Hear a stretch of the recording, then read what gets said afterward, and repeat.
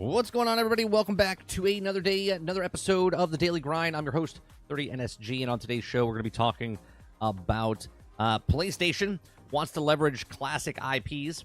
We're going to talk about AAA video games struggles to keep up with the skyrocketing cost of realistic graphics. We're going to talk about rumor State of Decay 3 release gets big delay. It's a little weird because I don't remember them ever giving us an actual date.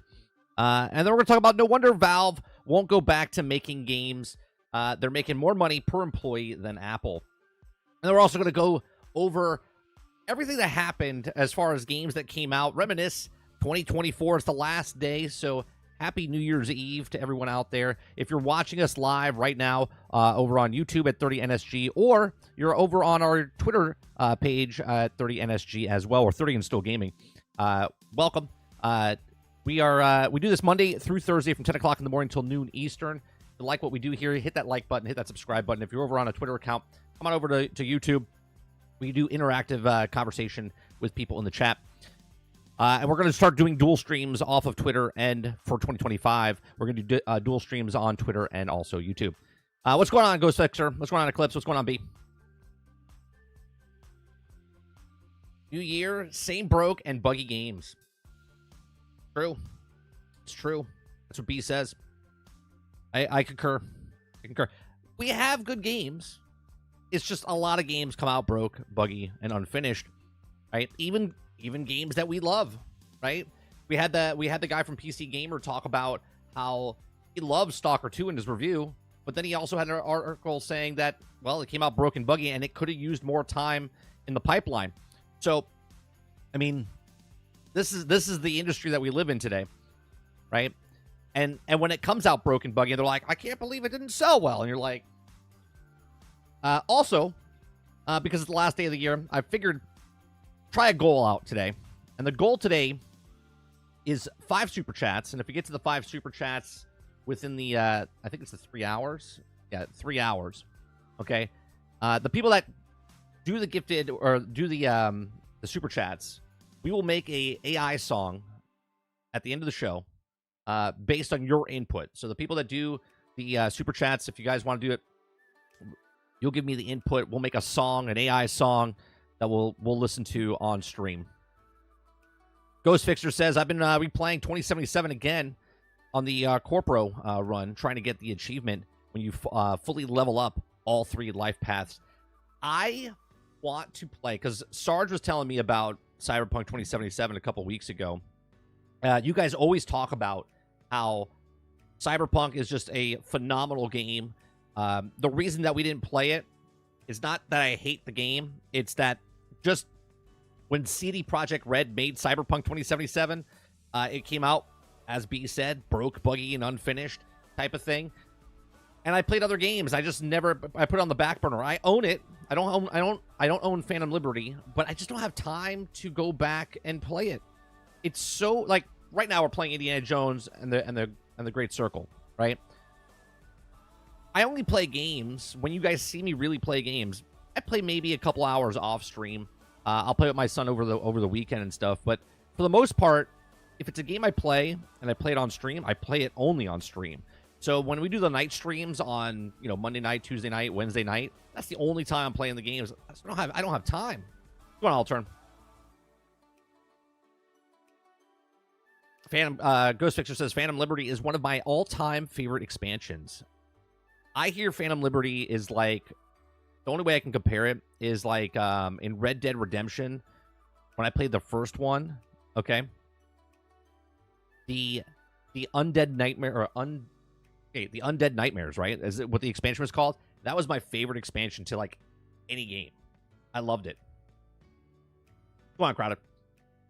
Classics, you say? I mean, that's not what I said, but that's what they say, right? PlayStation Classics IPs. We talked about this a couple of weeks ago, months ago, when they're like, we have no IPs. PlayStation's like, we have no IPs. I'm like, what are you talking about? You have all those old IPs you could do, and now it looks like, we'll get to it, it looks like, based off the title, that they're looking at their old IPs, which makes sense, right? What's going on, Roadkill? All right, let's start off. I want to start off with the rumor State of Decay 3 news, okay? And you guys know my number one rule of if you got nothing to say, then don't say it, right? If your game is not complete, then don't talk about it, right? And so I find this a weird article or title for an article because it's rumored State of Decay 3 release gets a big delay. We don't know what the release is, right? They never said it was coming out in 2024. They never said it was coming out in 2025. People rumored that it was coming out in 2025, but they showed it like, was it like 4 years ago? And they're like, yeah, we're making State of Decay 3, but they never actually said when State of Decay 3 is coming out. And yet now we have an article saying rumor. Again, I know when that word rumor is in front, a lot of people just block it out and they just think this is like actual official news. It's rumor State of Decay 3 releases gets a big delay. So let's read this. If you guys like what we do here, we do this Monday through Thursday. We just read news articles, have conversations with live chat. If you like it, hit that like button, hit that subscribe button. If you'd like to go above and beyond that, become a member as little as $5. Okay, so Microsoft thought about releasing State of Decay 3 in 2025. I think that's funny. They were thinking about releasing it, but they're not, so they're delaying it. Does that mean it's delayed? I don't know. Like, delayed to me is like what Starfield did. They're like 11/11/22, right? 11/11/22. They told us the date. They told us the month. They told us when it was coming out, right? The whole thing. And then just like 2 months before, they're like, yeah, we're delaying it. That's a delay. This, Microsoft thought about releasing State of Decay 3 in 2025, is not a delay. It's just a story of potentially it was coming out in 2025, but they decided to postpone it, okay, or push it back. But the video game giant was apparently decided to launch the game in 2026 instead. According to the industry insider, State of Decay 3 is set to be released on PC and Xbox systems, okay? First unveiled in 2020, which is amazing. It's been 4 years about that, right? Right, Fixer? Everyone forgot about it, okay? Phenomenal game, by the way. State of Decay 1 was good, right? It was good. Had major issues when it came out. It was broke. It was buggy when it came out. State of Decay 2 comes out. Co-op, bigger maps, more things to do. Fantastic game. We played the shit out of it when it came out. Now here we are waiting for State of Decay 3. I'm excited for it, but you know what? I'd be more excited if the game came out and it was actually stable. Not broke, not buggy, not unfinished, right? So Undead Labs' popular series survival horror titles, developers said prior to the release of State of Decay 2's final content update in October that it would need to start focusing on its next project if it wanted to make the greatest zombie survival sim in the franchise. Okay, well, thank God they said franchise and not ever created, right? That would have been held above them, okay, in the franchise. While Undead Labs has also been quiet about the progress since then, a new rumor regarding State of Decay 3 in recent popped up and provided fans with likely launch window for the game. Microsoft will let State of Decay 3 release in 2026, even though the company had previously considered having the game launch take place in the preceding year. Jez Gordon revealed nearly an hour and 15 minutes into the latest episode of XB2 podcast. It's closer to being finished than you would think, but I think that they're going to let it one slip, Gordon said, accepts the third-person open-world shooter to come out in early 2026. First of all, I think this is a mistake as far as when you release a zombie game.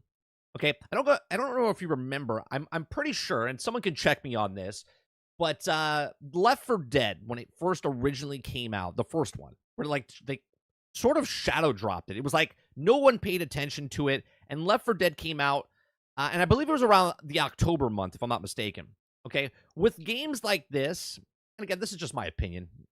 Disagree with me 100%, but when you're making a horror game, you know, October is your time frame that you would love to put it out. Okay, so if they're pushing it back, maybe it was supposed to come out in October this year of 2025, but they're pushing it out for whatever reason. If it's true that they're pushing it out because maybe there's too many games, maybe they don't know what the cycle. Maybe it's because Grand Theft Auto is coming out this year. Who knows what it is? But I think it's a missed opportunity to release this game in October, especially since it's on Game Pass anyway, right? It's on Game Pass. It would be a really good game to release during that time frame. Now, if it comes out in early 2026, that's kind of a miss opportunity as well. I mean, you're putting it in early. not really a horror area. What are you going to put it? Early February, March? February and March are just jam packed with so many games that come out every single year. This year alone, there's like another 14 games, like well known games coming out in 2025. So I think this is a missed opportunity or a bad choice if it is true, right? If it is true. It says 2 more first-party Xbox studio teams, namely current on Gears of War franchise, the Coalition, and beloved RPG maker of Obsidian Entertainment are involved in State of Decay 3's development.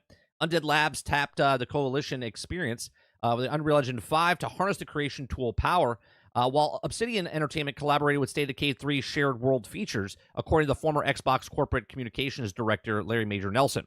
Okay. Undead Labs has also worked with support firms Blind Squirrel Entertainment, Delta Force Hawk Ops, and New World, and Windshoe Studios, Indiana Jones, and The Great Circle, and Fall Guys. Okay, so during the XB2's most recent episode, Corden also confirmed accurately the rumors regarding a remastered version of Elder Scrolls 4 Oblivion, and the modern rendition of the Bethesda Game Studios' critically acclaimed RPG should come out in 2025, he said. Aside from State of Decay 3, Corden and his 2 guests discussed several upcoming titles and developers under the Xbox Game Studios umbrella, including Avowed, Doom, The Dark Ages, The Outer Worlds 2, South of Midnight, and according to Corden, gamers can expect Xbox Developer Direct and Xbox Game Showcase to held in 2025. So, again, the title, I mean, when it says State of Decay gets a big delay, is that a delay? Right? The game is done when a game is done. You know what I mean? Now, obviously, I'm saying that it should release in October because that's the best time for a type of game like that. But to say that it's a big delay, they never announced it. They never announced you the actual date. Now, I understand Corden is telling us that, it's getting pushed back to 2025. And then the article's saying, well, it's delayed. And it's not really delayed because, obviously, they didn't have a date, right? And, again, we always talk about if you don't have a date, it's fantastic. Don't tell us a date. Now, here's the thing that could happen, right? Let's say State of Decay comes out and it's broke, buggy, and unfinished, right? But now it's delayed to the next following year of 2026. It better not come out broke, buggy, and unfinished or being finished 18 months later, right? Like, just work on the game. And this is not just to State of Decay 3. This is across the industry. Make a game, sell a game, make your game complete, okay, and then tell us a date and then release the game so we don't go, oh, well, it needs another 6 months, day 1 patch, week 1 patch, 1 month patch. Just release the game when it's released. When it's done. I know it's crazy. But these are just my thoughts. Let me know yours in the comment section down below. Let me know in the live chat. If you guys like what I do here, hit that like button, hit that subscribe button, and I'll see you guys in the next one. Thanks for watching. If you guys are watching for the first time, we do little like breakout videos while we're doing live video. What's going on, Zinthos? What's going on, Broadkill? Mr. Luke, good morning. Robert Jones, good morning. Ellie, good morning. Waterbear, going on. Dustin says, I think that rumor is false since I'm going with my gut. Still coming in 2025. I think, look, your thought, my thought could all be, everything's rumored, right? If they're going to release State of Decay, if it doesn't get released this October, it should get released in next year's October. Movies do this a lot. Now, I don't know if they do this a lot with video games. I would love to talk to somebody in the video game space, like the actual developer that's been in the works. I would love to talk to Lauren Fryer, okay? Maybe she would be honest about this, right? I'm assuming a lot of game companies probably don't do this because once they're done with the game, they put it out there. In movie industry, once you're done with a movie or a television show, sometimes it's just not the right time to release it. So they sit on it. They'll put it on the shelf, so-called shelf, right? And they just leave it there until it's the right time. It might be 3 years later when they're like, yeah, you know what? It's a good time to release this film. I wonder if they do that with video games. I wonder if they're done with the video game and they're like, you know what? Obviously, if it's an independent studio, they can't do that because they have to make their money. But if it's a larger studio, larger conglomerate company, and they have multiple games coming out, they can do that. They have the luxury of saying, you know what? Instead of releasing it this year, we'll push it back 7 months and then release it for better, better timing. I think if you release State of Decay, and I'm going to look it up right now, right? I'm pretty sure. Let me see. Left 4 Dead release date. November 17th. So it came out October, November. So it's around that time. So originally in 2008, nobody talked about this game, right? I remember it popping up on my Xbox back then. And I was like, what is this? And I called up Sarge right away and I was like, you got to play this game. This game is amazing, right? That area is when you release like a horror game, like a zombie game type of thing, right? Now, I don't know when they released the last State of Decay. Let's look that up.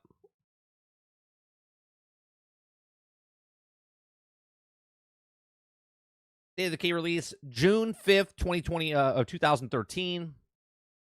Let's see, State of Decay 2. May. I mean, so there you go. So May and June, or June and May, right? So 2013, they released in June. 2018, they released in May. So maybe it does get pushed back. Maybe it comes out early next year. Maybe it's in that April, May area. That's still early. That's still early in the year. So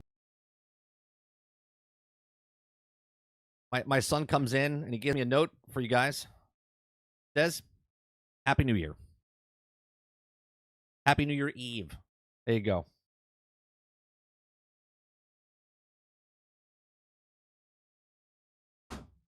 So State of Decay might come out in early team. But the thing is, the article says rumor. Let's take it with a grain of salt, shall we? Let me see what you guys are saying in chat.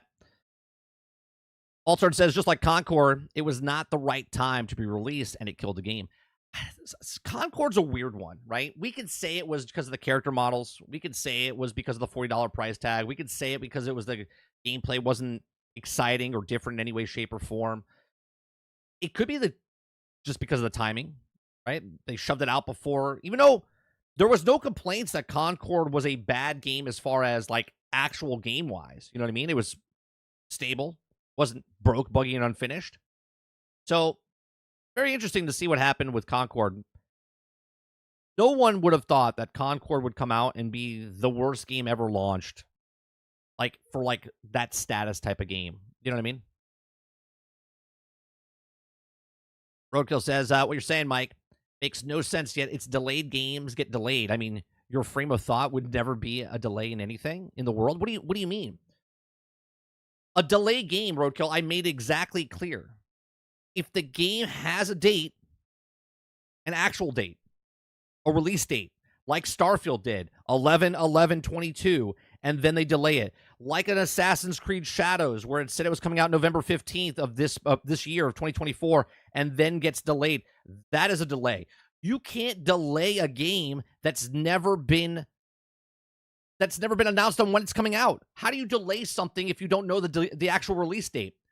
Please explain to me. Please explain to me, Roadkill. How do you delay something that doesn't have a date? I'll wait.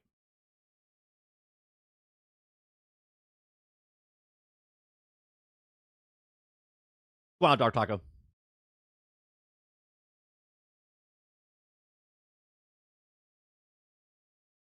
Robert Jones says, I don't think most games have that kind of shelf life. I think they can. It all depends on exactly the company and what's releasing that year. Like, for instance, Jones, let's say two first-person shooters are coming out. Do you choose to go up against that first-person shooter, or do you postpone that game for another time to release it at a different time to not go head-to-head? Right? Again, I'm just being generic with the first-person shooter or whatever. Hilly says, I don't think that happened because of the length of time it takes to make a game. Well, AAA games make a game big, bloated bag of shit for the most part. Let's go ahead, Hilly. Warbear says, I was interested in State of Decay 3, but now that I have my main game of Path of Exile 2, with so many other games coming next year, I'm interested in it. I won't have time for it. Well, they're pushed it back for you for 2026. What's going on, Kylo? Dark Taco. For a second, Dark, I didn't know what you were talking about. I was like, was there Ultimates in State of Decay 2? But you're talking about Concord. I was like, was like, wait a minute. He says, it was boring, in my opinion. No ultimates made the game stale. I was like, State of Decay 2? Dustin says, I'm going to say stop with broken buggy. Just play the game. What do you mean stop with the broken buggy? Are you saying I'm the problem, Dustin? Are you saying that me saying that a game's broken buggy is the problem? Not the game that actually comes out? I'm supposed to just ignore the problems with the game and just play it?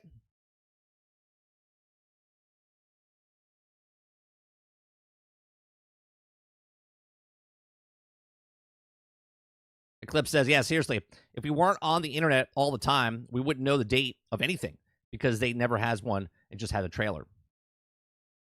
Yeah, but just as showing us a trailer and not showing us a date, you can't delay something that's never been shown, like an actual date. Robert Jones says, internal delays versus announced delays. No one cares about the internal delays because we know nothing about it. Exactly, Jones, right? Like, you could delay it 15 times behind the scenes, but to tell us that telling something that happened behind the scenes to us, that's not a delay, right? That's just working on the game.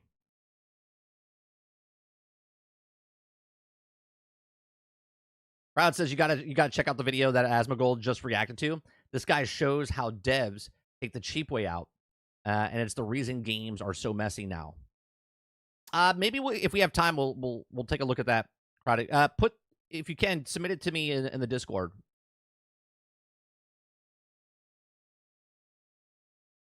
Robert Jones says people hated D2 vanilla PvP because they were scrubs. Kylo says the yellow paint video. Oh, is that the yeah, just post it in Discord, and if we have time, we'll cover it. Altern says, stop complaining, 30. It's just so hard being a dev. They need to bitch about it on Twitter, because being a dev is the only difficult job in the world. I understand, Altern. Did you see? I did happen to see the Asmongold reacting to a Chipotle worker being attacked because someone got their order wrong on Uber Eats. And then the woman came in and started making her own food in Chipotle and then got in a fight and, like, shoved people because your food order was wrong. And you got issues there. That's a tough job. What's tougher? A Chipotle worker or a dev? I don't know.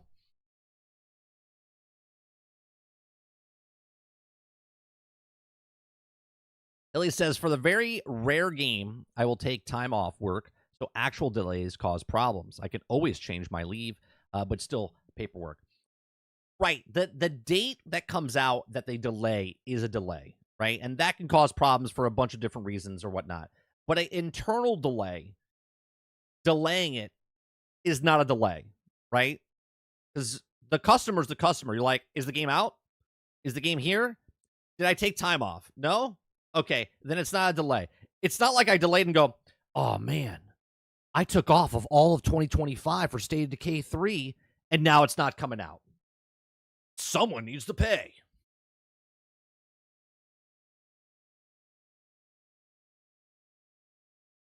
Waffle House worker.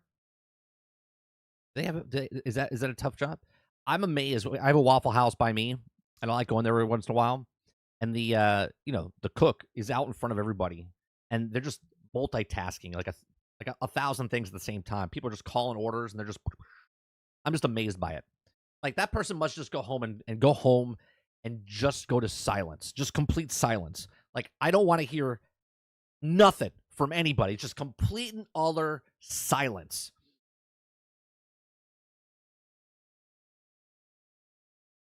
Altern says, I don't know. They seem head-to-head. Chipotle worker, construction worker, nuclear reactor worker, and being a game dev is the toughest job in the world. Yeah, the guys in the oil rigs that are wrapping chains around and pulling stuff, piece of cake. The devs making video games, that's the toughest job. Hilly says, I use this phrase in work nearly every day. Will you have the report in 10 minutes? But if you don't, just wait longer.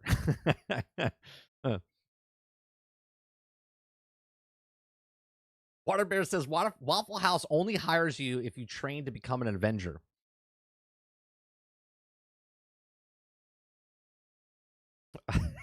Yeah. Jones says, where are the articles on the fast food worker crunch? Yeah, seriously. Right? All the job loss for people losing their jobs in the fast food market. Where's that at? There's always fights at the Waffle House. I mean, that's the Waffle House brand, though, isn't it? Though, Water, right? You don't think Chipotle and brawl, right? You don't think someone coming behind the counter taking it hostage and just making their own bowls. I bet you Chipotle's corporate office is like, that's ingenious. Why don't we charge other people and then they can put their own food on the plate? It'd be like a buffet style.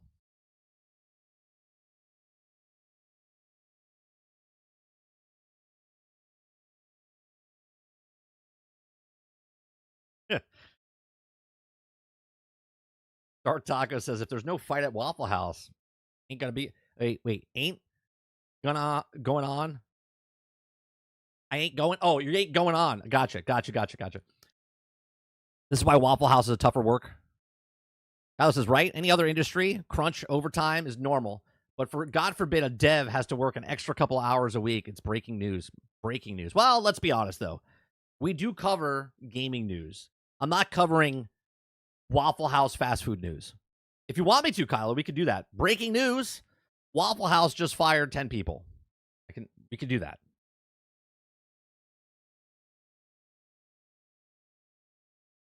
He says, I only ever order food when I literally can't be bothered to cook. The idea of kicking off and doing it myself defeats the need to order. This is exactly how my wife comes home. She's like, I'm not in the mood to cook. We're going out. And then when we go out somewhere, she wants to be served, right? She doesn't want to go to a place where you have to like ring yourself up or hit the buttons and stuff to order yourself in. Like she just wants to sit down, relax, take a dip, take a breather, and then have food delivered to the table. Roadkill says, I just watched the video today of this giant big black girl went behind the podium of Death, started smacking people, making their own. That's what I'm talking about. The girl that went to Chipotle. It was like in DC. She literally went to Chipotle and started going behind the counter and shoving people because they're like, ma'am, you can't be back here. She's like, don't you tell me. Sour cream on her. I was just like, at that moment when you're shoveling the chicken and putting it in your bowl, you're not an employee there. You're just shoveling it and putting it on your plate, and then taking the big whopping sour cream, way more than you're supposed to have, right? She's not worried about calories, right? She's just throwing it on top of there. In any moment, does she go, this is rock bottom. I'm literally threatening people that are making minimum wage because they got my food wrong, and they didn't get her food wrong. The Uber driver fucked up, wanted a refund or whatever, right? At that point, when you're like shoveling the chicken and sour cream, you have to be like, maybe I should rethink my life. But who knows?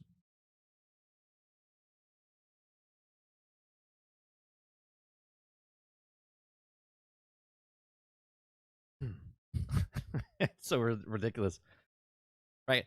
Now you're going to prison or jail because you assaulted somebody. It's amazing. There are two videos. Unreal Engine 5 is killing games, and game graphics were better 9 years ago. I think I saw the one that's 9 years ago one when I was over at Christmas break. Speaking of that, let's go to the next story, right? Go to the next story. The next story is AAA video games struggles to keep up with these skyrocketing costs and realistic graphics. You guys like what I do here? We just cover news stories, have conversations. If you like it, hit that like button, hit that subscribe button. I'd like to go above and beyond that, become a member as little as $5. We have podcasts, gameplay, uploads, live streams, lots of different stuff to do on this channel. Altern says, at this point in my life, I will just take my phone out, take a video, and maybe call the cops. Maybe or laugh about it. They don't pay me enough to care about that. Yeah. I remember when I worked at Apple, people would just come in and steal like laptops and stuff like that. We would just let them go. We're just like, yeah, it's fine. I'm not gonna put my life out for a $1,200 laptop. Because as soon as the guy walks out the door, we can just shut it off, not work. You know what I mean? Just like whatever. Hilly says 99% of the time I feel bad for the fast food workers, but when they mess up my order, mess up my order, I think, fuck me. How do you get this wrong? It's like 3 things. I remember one time, now just picture this, Hilly. I went to, this is years and years and years ago. This is when I still lived down south with my parents. I was a teenager. Went to McDonald's with Sarge. We pull up in the drive-thru. Where we're coming back from. We pull up to the drive-thru. He orders just a cheeseburger or whatever, right? Orders the food. We leave. We get home. He opens it up, and there's no fucking meat. There's no meat in the cheeseburger. It's just 2 pieces of bread with the condiments. No fucking meat, right? He was like, "Are you kidding me?" Now you've seen Sarge get a little rowdy, okay, a little rowdy on GXG, okay. Like we got back in the car. We got back in the car and went back there. Okay, it was just 2 pieces of bread with the condiments. That's it. There was no fucking meat inside the thing. I almost lost it. I was laughing so hard.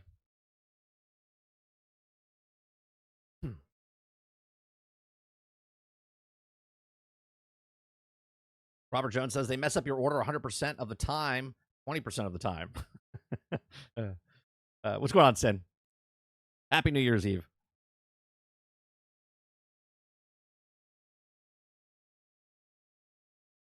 That story should say poorly made AAA games struggle. Yeah. It should say video games making is hard. Okay. So let's read this, shall we? Okay. So AAA video games struggle to keep up with skyrocketing costs and realistic graphics. Okay. Now remember, guys. Okay. We didn't make them make the realistic graphics, right? If you go back to just 2012, 2009, right? Like graphics were pretty intense. We play Battlefront 2 all the time on this channel. Okay. That's for 2017. Okay. That's 8-9 years old.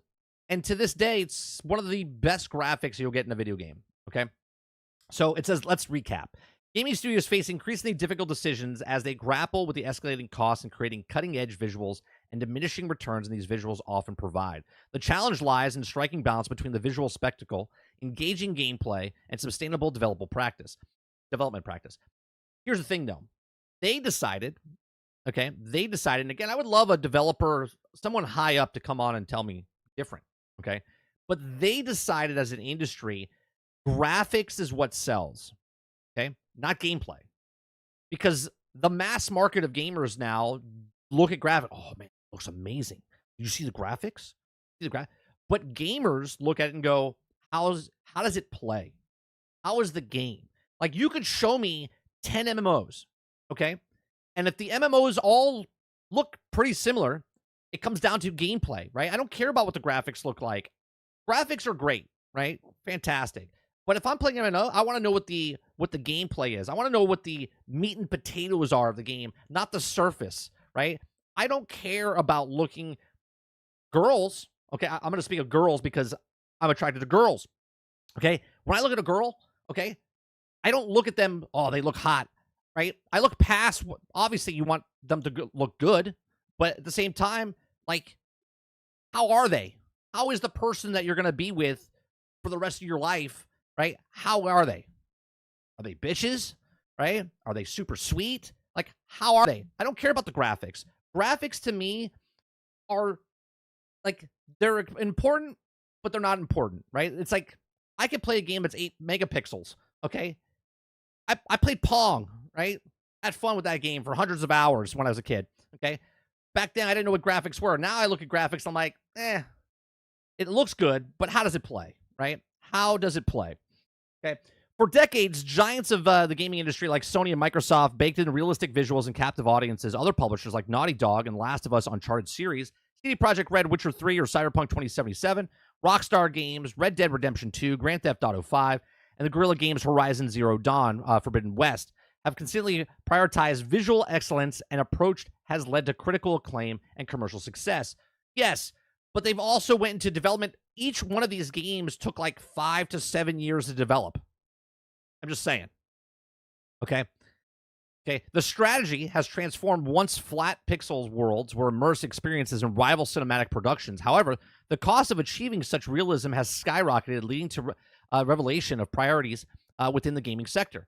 Yeah, because you're making movies now, right? Movies are expensive, right? Movies are expensive. Okay. Now, if done correctly, movies don't take 5 years to make. So you can invest $200 to $300 million in a movie, film it in 6 months, edit it in another 5 months, and within 1 year's time, you can put it out in theaters and make $700 million. You can make $1 billion, right? Video games take 3 to 5 for a good game, 5 to 7 for, a AAA game, whatever, quadruple A game, and it's absurd, right? You're taking $300 million and investing it over 7 years instead of $300 million for a movie that comes out 9 months later. Okay. Marvel Spider-Man 2 release in 2023 is one example, leveraging the PlayStation 5's processing power. Developers of Insomniac Games crafted the visually stunning New York City Peter Parker's iconic suits were rendered with intricate textures, while skyscrapers reflected sunlight with remarkable accuracy. This level of detail, however, came at a steep price. The game's development reportedly cost around $300 million, more than triple the budget of its predecessor from the 5 years earlier. How much did Palworld cost? How much did Palworld cost? $6 million? I think it was like $6.7 million. Maybe let's just say $7 million. Okay. How many people played Palworld for $30?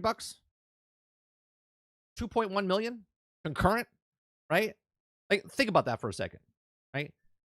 How much did Godzilla 1, right? That's what it was called. Cost, I think, $6 million. You could make 12 Godzillas for the price of the Acolyte. 12 Godzillas for the price of the Acolyte. And that was a TV show. Okay. So management here is the problem, in my opinion. If someone's gung-ho about something, they're like, yeah, we could do this in 7 years, $300 million. That's a long time to wait for your money to come back. Okay. Now, obviously, Spider-Man didn't take 7 years. I think it took 3-4 years because they built it on top of the Spider-Man 1 with New York and just added to it or whatnot. Okay. Another example of the industry's technical prowess can be seen as the particular noteworthy scene of The Last of Us Part 2, with the protagonist, Ellie, removes her shirt, revealing bruises and scrapes on her back. This moment unfolds with any graphical glitches, demonstrating the painstaking attention to detail and become a hallmark of high-budget game development. Okay? While these visuals are impressive, they raise questions about the sustainability of such investments. Despite Spider-Man 2 commercial success with over 11 million copies sold, Sony announced 900 layoffs in February of 2024, which affected the game's developers at Insomniac. Okay, in short, the financial returns of these investments are diminishing.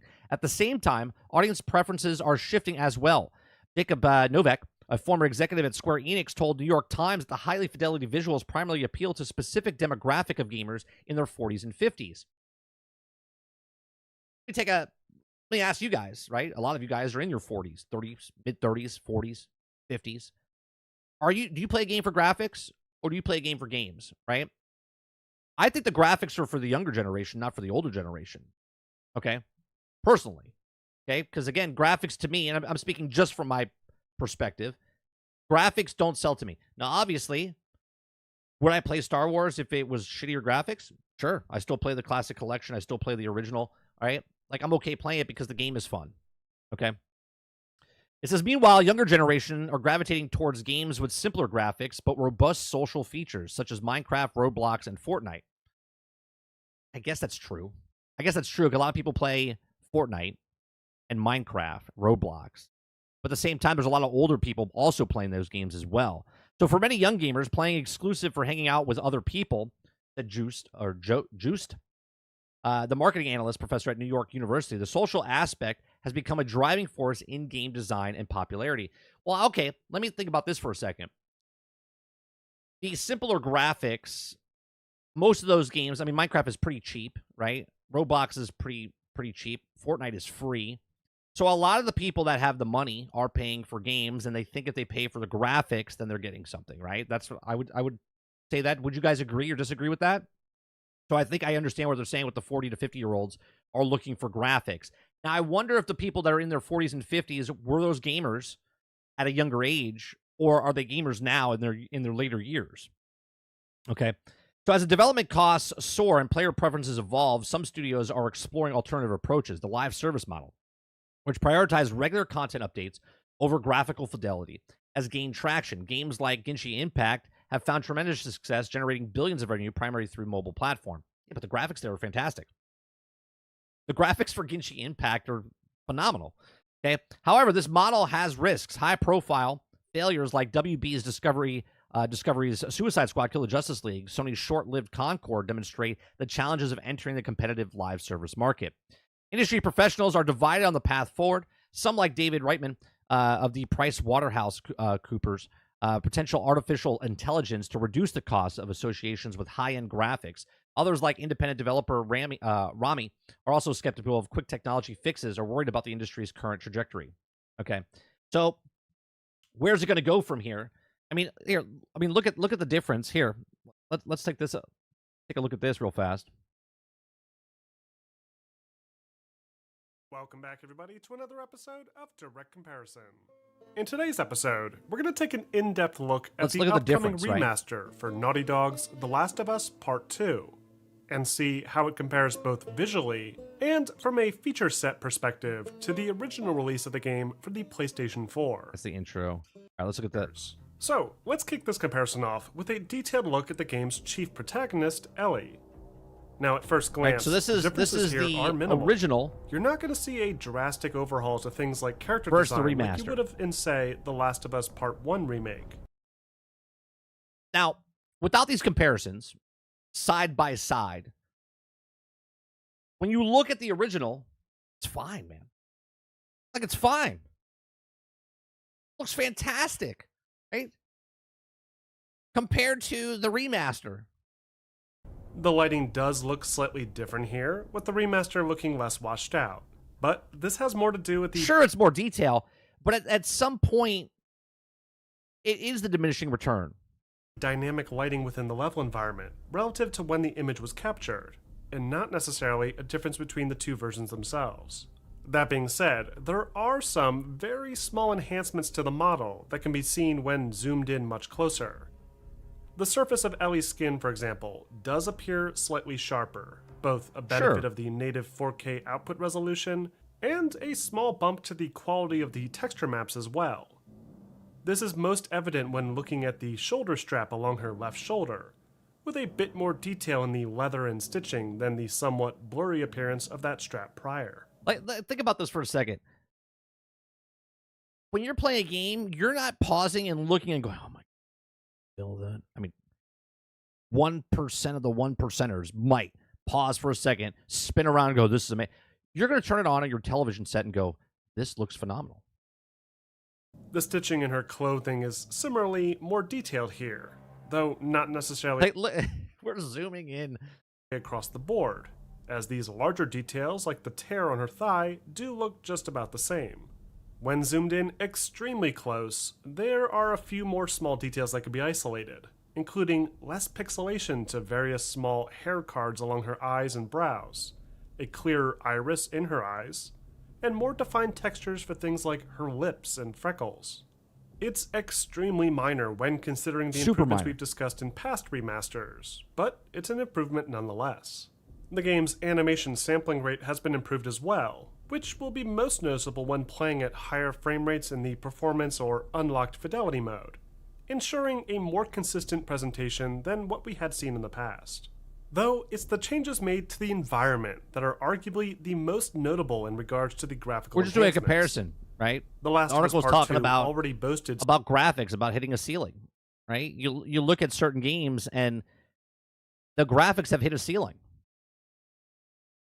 right? You're not going to get better graphics than we got, Cyberpunk. Right? Modded Cyberpunk is obviously better looking than just regular Cyberpunk, right? But you're looking at Star Wars Battlefront 2 back in the day. That looks much better than most games out today. Some absolutely gorgeous environments, with the apocalypse-torn streets of Seattle having been reclaimed by nature, with wide fields of grass, thick forests, and powerful rivers tearing through the old urban jungle. Though, here's the best part. If you just cover that top part and you don't know if it's the original or if it's the upgrade, 99.9% of the people won't even know. They'll be like, oh yeah, it looks amazing. Yeah, that's the old version. To accomplish this feat on the old PS4, the game had to make several subtle sacrifices, only noticeable if you were really looking closely.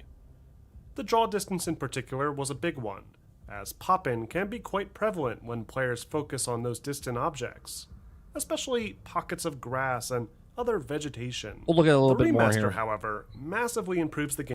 Lighting really doesn't look to have been changed all too much. There's a few sequences I captured that look ever so slightly darker in the remaster, like this opening to the Yeah, but this is not PlayStation 5 and PlayStation 5 Pro. This is the original Last of Us, I think, on the PlayStation. Was it the PlayStation 5 or PlayStation 4? I'm not even sure what they're comparing. It just says Last of Us remastered to the original. The original one came out on PlayStation 5, right? crest sequence, and 4? where Ellie's face seems to be cast in more shadow, though it's still barely noticeable. Other features like the game's volumetric light shafts, most people wouldn't bloom, know. and global illumination techniques are all retained. Now, obviously, if you're a person that likes and you like the tech, you want the latest greatest thing, then by all means. Just as before, and don't appear to have seen any changes either. Really, the only aspect of the lighting that I feel has received any genuine adjustments are the various reflections found throughout. The cube maps, for example, appear a slight improvement too, though they arguably didn't need much work to begin with. Shadowing throughout the game already looked very good, with proper soft shadowing and harsh shadowing used relative to the type of light source cast on the player and other environmental assets. Though, Naughty Dog did clean up some of those rough edges that likely would have been more apparent when playing at higher resolutions. Here's the problem now with Small- games, right? Because they're becoming so graphically intense, they also run like shit, right?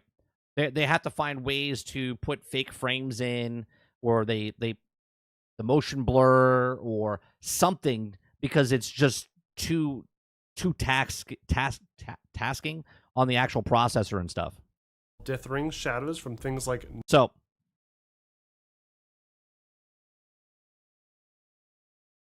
I think it's interesting, but I do believe that we're close to that ceiling. Like the incremental improvements that you're going to see, like for instance, you look at Indiana Jones or Hellblade 2 that came out. Those games look phenomenal. How much better, incremental, like when you look at it, right? If the next Indiana Jones comes out 4 years from now, is Indiana Jones, the next game, going to look this much better than the Great Circle that it is now? Probably not. I would bet 99.9% not. Right? It'll be like, that's it.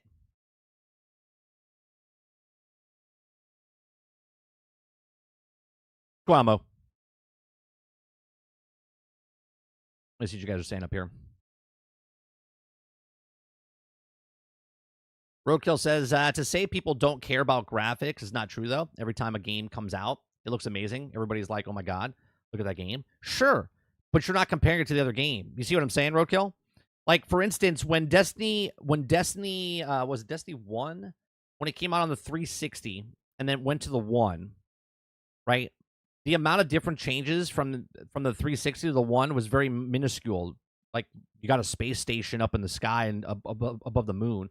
You see different particle effects. If you didn't compare it to the other game, you wouldn't be able to tell. Like, the graphics in Destiny 1 are phenomenal, right? And then if you got Destiny 1 on the Xbox One, it was still phenomenal because you didn't have it on the Xbox 360, right? No one's ever playing a game where they're putting side-by-side comparison. So your visual mind, when you look at something, is like, that's amazing. And then when you look at the next thing, you're like, that's amazing, because you're not playing side by side. When you looked at 720p, you're like, man, 720p television sets are so much better than the original. Then you got 1080p, and you're like, oh my God, 1080p is so much better. But you're not putting your 1080p next to your 720p and then comparing it right then and there. So obviously, yes, you're going to look at it and go, yeah, it looks amazing. Because you're also told that it's better. It says, I suppose it works to the photo mode, and also folks can zoom in, but that's about it. The casual gamers won't even notice. They'll never notice. Never notice then. Lucas says, we always say that, and that it can't get better, and it eventually does. No, we don't say it can't get better. We're saying that incrementally it doesn't get that much better, right? We're at that ceiling, right? We can go higher, but it can only go so high.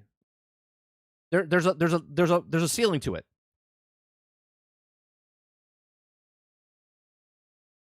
right? From the graphics of Mario from here to what Mario is here is there, right? Nintendo's still got room to make better graphics for Mario. Where are you going? How do you make Star Wars Battlefront 3 better than 2? Graphically. I don't think you can. Incrementally better? It's like minuscule?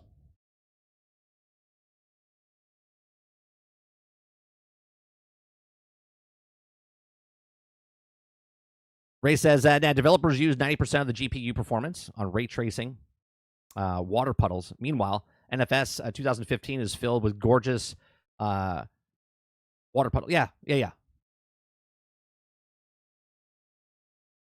Let me see what else you guys are saying. Lucas says it's like audio. It's also about the really tiny, small gains. Sure, but sound. You're comparing sound to visuals. No one's buying a game for sound quality. It's just there. People are sold graphics. They're sold graphics.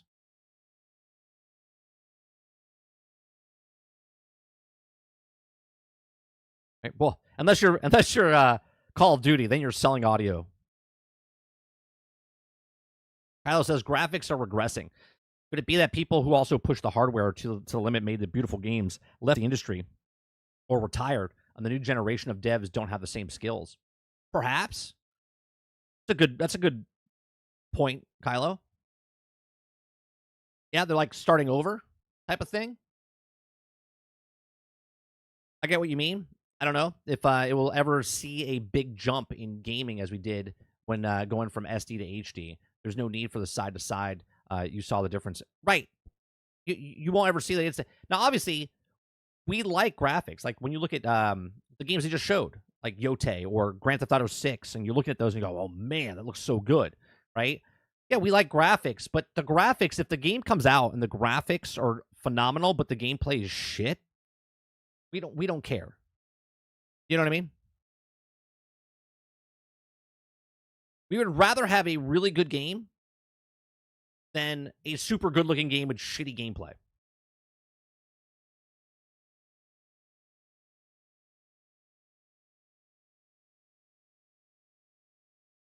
Take the last gen games, removed the fake film grain, and up the rest to 4K, and it looks better than modern games.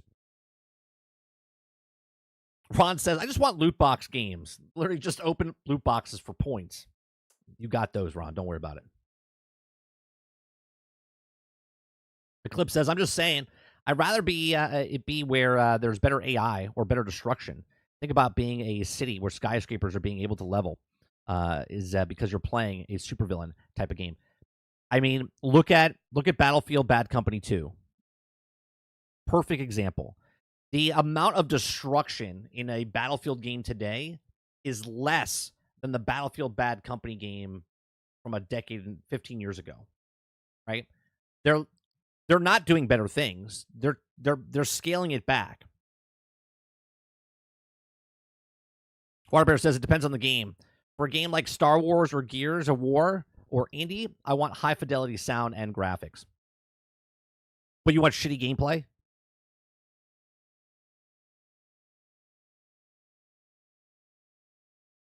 Robert Jones says, I have no proof, but I think the movie industry has something to do with the graphics push in gaming. I would say you're correct, because video games has become more of a movie industry type of stuff, right? A lot of people that worked in the film industry are directors and stuff in doing the cinematography and whatnot in video games. Also, the way they record the stuff and the mocap is exactly what they do in movies for the CGI. Epic, okay, which I've said from years ago, Jones. I said what they're doing is not just gaming. What they're doing is changing the landscape of film as well, right? They're using the Unreal Engine for backgrounds for the Void or for the Room, whatever it's called, but that Disney's using and whatnot. Making more stuff, right? Epic as more of a movie company than I would think it is a video game company.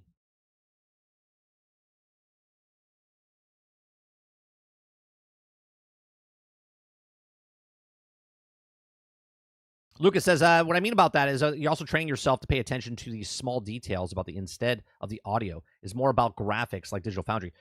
Sure, but what I'm saying is, Lucas, that when you look at if I show you just a standalone graphically intense thing, you're going to look at that and go, that looks phenomenal. Okay. But then if I show you the next thing, you're also going to say that looks phenomenal because it's capsulated. But if I take a picture and put it next to the other picture, then and only then can you see the difference from it. Otherwise, you wouldn't be able to tell the difference. And I'm not saying you specifically. I'm saying in a broad in a broad sense, majority of the people will not be able to tell.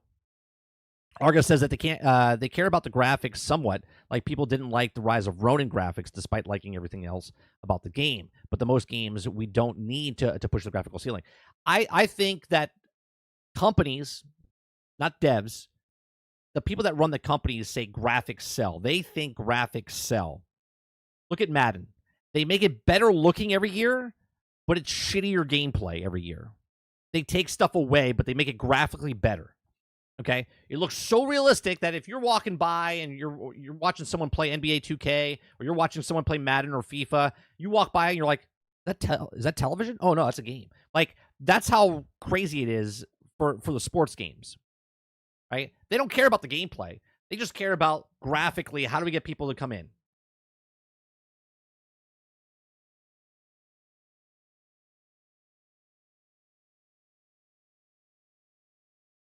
Crowded House says, yeah, amazing looking games with very simplistic gameplay is trash. Sarge says, Bad Company 2 Destruction was top tier. Argus says, AAA studios are already cooked. I don't think they're all cooked. I just think that they've backed themselves into a corner, and they don't know how to get out of it. And their way of get out of it is with the AI type of stuff.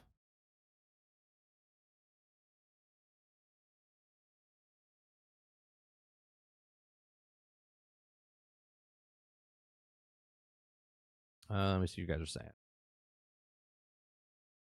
Kylo says 360 compared to the Series X graphics is not several times greater graphically. Something's wrong. I think Nintendo has done it right. I do. Because think about it. While PlayStation and Xbox were making the graphics higher and higher and higher, Nintendo was just like small increments of making graphically like, oh wow, this looks great. Like Mario looks fantastic now, right? Like look at let me bring up some pictures of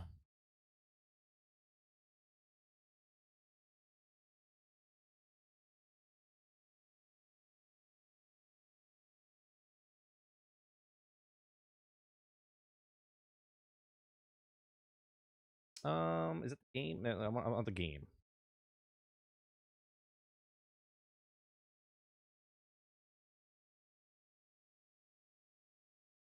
Right? Look at the graphics of Mario over the years, right? But when we got to 1996 and we saw Mario in the N64 days, we were like, this is amazing, right? And then from 96 to 2002 for Mario Sunshine, we were like, holy Christ, right? Like look at the difference between 85 to 2002 and then look at the difference of from 2002 to like 2017. I was trying to see if there's a midpoint. The graphics in 2002 to 2017, yeah, there's a huge difference between 2002 and 2017, but very minuscule going across. But Nintendo has also kept way more room above to make Mario more realistic or better graphics looking. You know what I mean? Like, look at that. They peaked in 2002, and they have the same one for the last 20 years.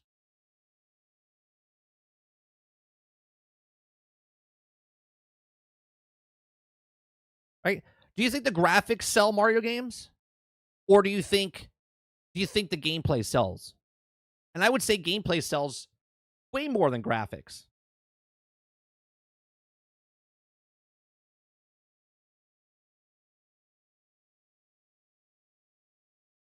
Ray says Nintendo's graphics peaked in 2002 with the Metroid Prime. Soon 2025 Metroid Prime will still be the best looking game. Sin says, to put it simple terms, Dirty, Nintendo stopped chasing power and choose to embrace the lane capturing of the use base based on the constant refreshes. Yeah, but they also make it a really fun game, right? And let's talk about, besides the Pokemon game that came out a couple years ago, Nintendo doesn't, normally their first-party titles don't release broke, buggy, and unfinished, right? Hence why they sell 68 million copies, 30 million copies.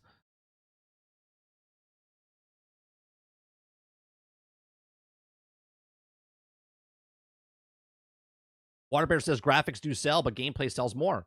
I agree with that. That's what I said. Graphics sell. But when you sell someone a game and it looks fantastic, and then they start playing it and they're like, right? Gameplay sells. You can have a shitty looking game, and if it has really good gameplay, phenomenal game. You can have a really good game. If the gameplay is good, it's even a better game.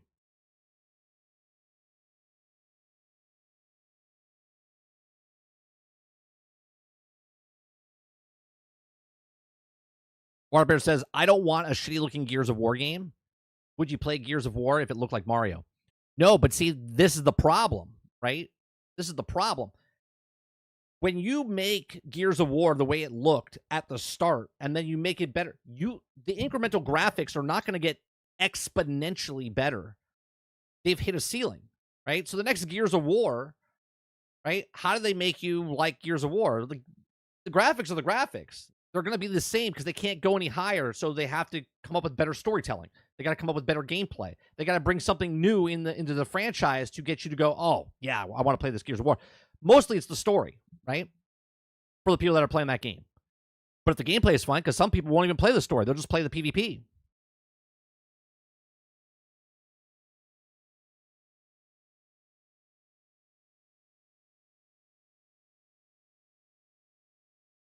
Flip says that's a good example, though. Old Gears of War had destruction. The new one doesn't. No. I don't know. I find it interesting. I think they put themselves in this corner. It's like the Dirty Dancing. Nobody puts baby in the corner, right? They put themselves in the corner. They put themselves in the corner. They made it where graphics, because they were looking, exponentially, like computers are getting faster, audio's getting better, graphics got better, but then they're just kind of just barely moving, right? And I don't think they have to. Like, I don't want to play a game that looks super realistic, right? That game that came out, what was the game that came out? Body Cam? Is that what it was called? Where it looked super real, right? I don't want to play a game that looks super real. I'm trying to get away from reality. I want to be in fantasy world. I want to be in sci-fi world. I don't want my games to look like I'm in real world. I'll just go outside. Okay? I like the graphics of a cartoony game, or I like the fact that, you can tell the difference between real life and a regular game that comes out. I don't need the realistic graphics. Sure, the photorealism for Star Wars, fantastic, but it keeps me separated because it's Star Wars. Oh, it says leave the graphics where they are and end up and up the gameplay. Right. That's where they have to go. And this is what I'm talking about, Mo. I think the graphics have hit the ceiling. You're going to get the same graphics, barely, a little better shades or shadows, better whatever, okay? But we're not going to get these huge jumps.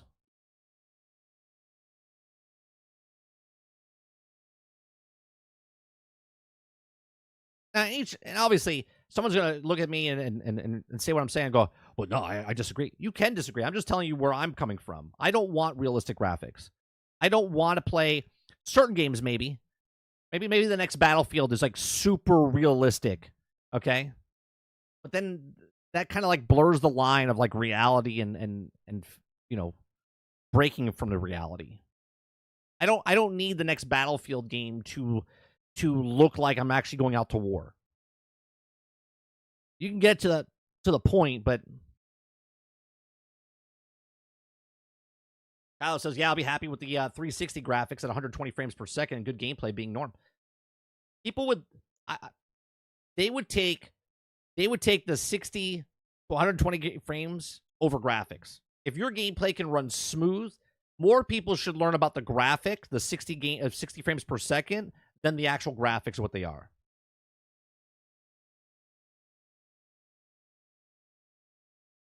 That's why I said we both style of graphics. It's all about taste. Sure, but when it comes down to gaming, I believe it comes down to gameplay.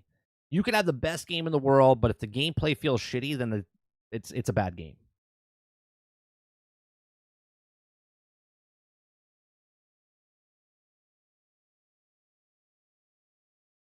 Right, Sin. I don't need to be a 1-to-1, right?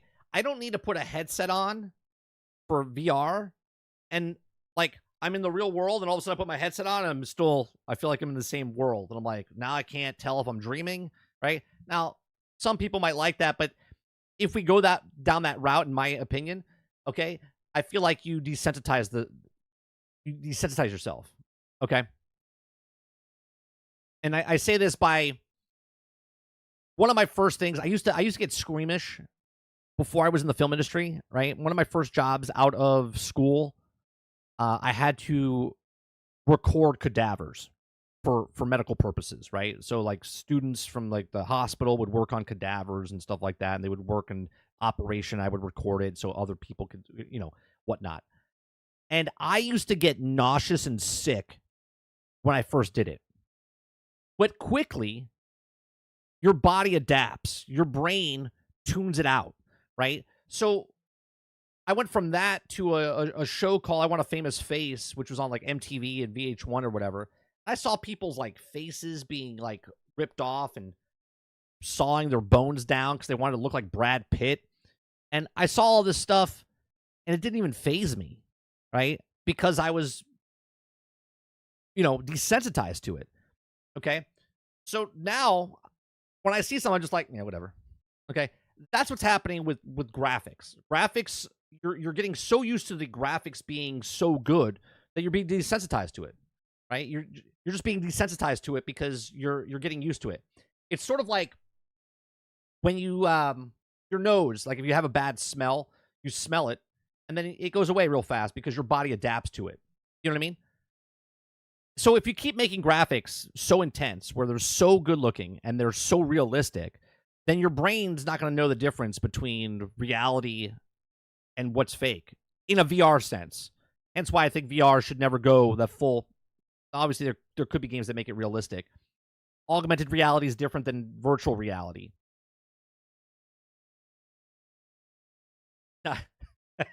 Water says, not those protein farts. Yeah, not those protein farts.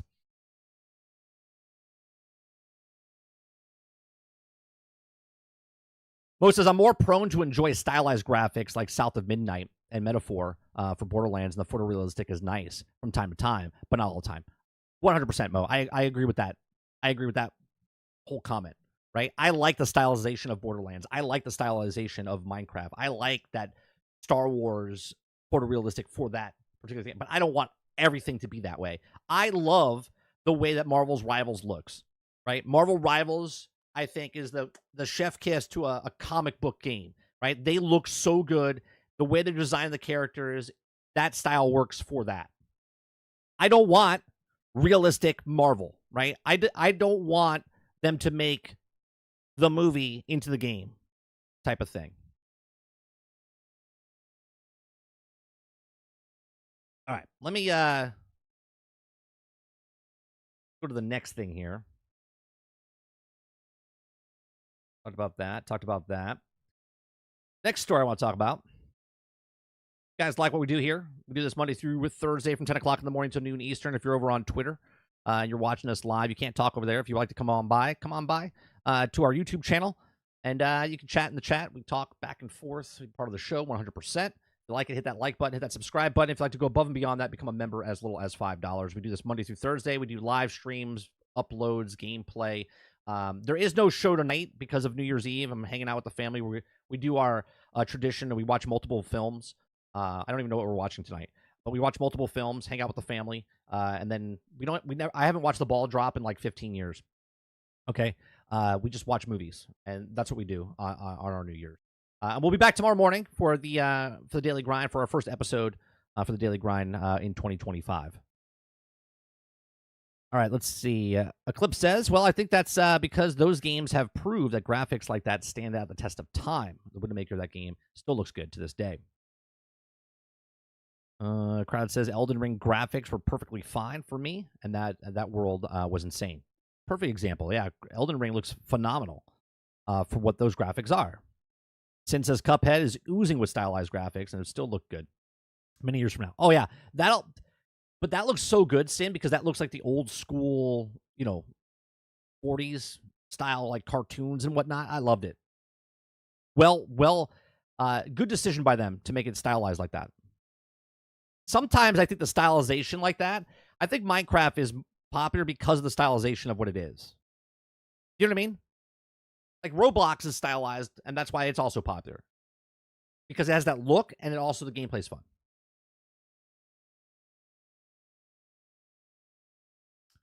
All right. Next story we're talking about is PlayStation wants to leverage classic IPs. Now, a couple months ago, I forget, right? They said they had no IPs. And I said in a video, I was like, what are you talking about? I was like, you have so many IPs that you can do. And we talked about it, and we compared it to what Disney said, what Kathleen Kennedy said about Star Wars. We got no stories to go by. And meanwhile, there's like thousands of books that Star Wars could have used to make Star Wars content. But instead they were like, no, we don't have any of these, and we have to make our new stuff, which I thought was weird. Okay. Then they came out and said we don't have any IPs. And I'm like, talking about? You got plenty of IPs. All right. So let's see what this has to say.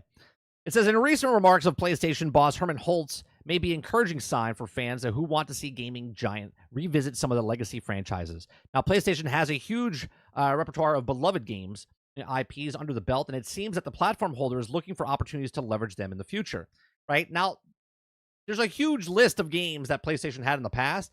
Maybe not all of them will fit back if they remade it or redid it, okay? But I think they have some there that could work for them in the future.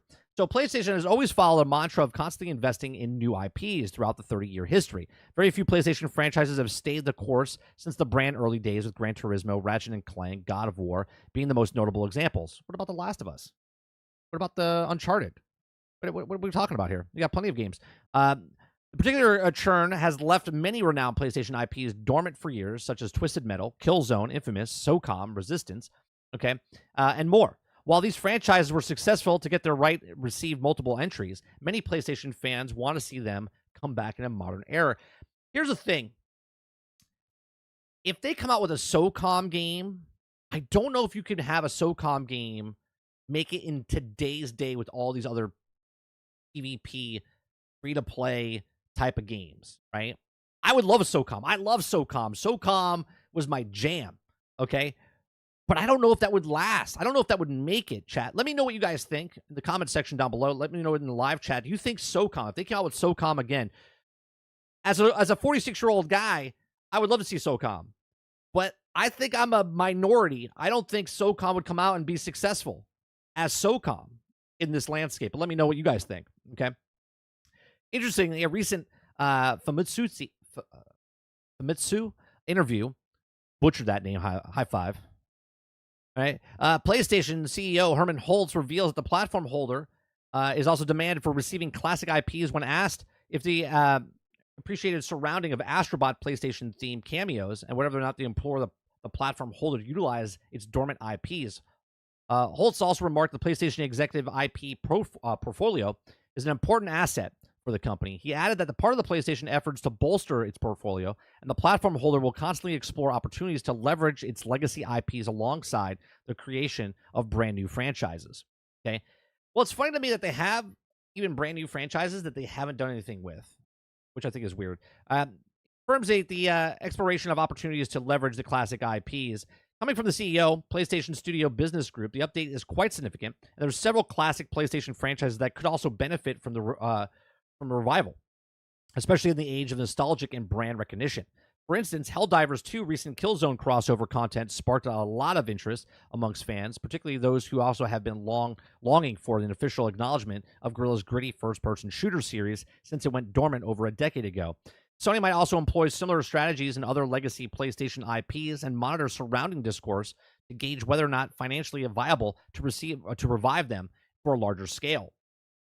On the other hand, it's worth noting that Holt's also comments don't selectively pertain to games. The CEO also oversees PlayStation production arm, which adapts the brands and IPs into movies. Now, there's something they could do, right? I don't think SOCOM would make it, but I think SOCOM as maybe a television series, maybe as a movie, right? Like, I can see that working out for them and other franchises as well. Okay, leveraging the IP is just as well as altitude of PlayStation Productions projection rather than oversight the game revivals. Case in point, Gravity Rush film is in the works of PlayStation Productions, but nothing suggests that the new game entry in the franchise is being developed.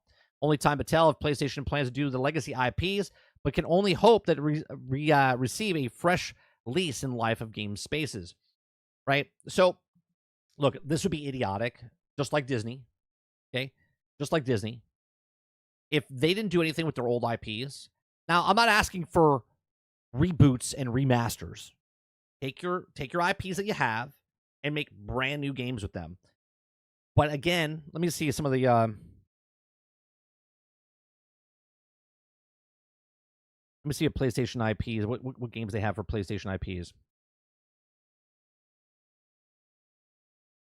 Let's see.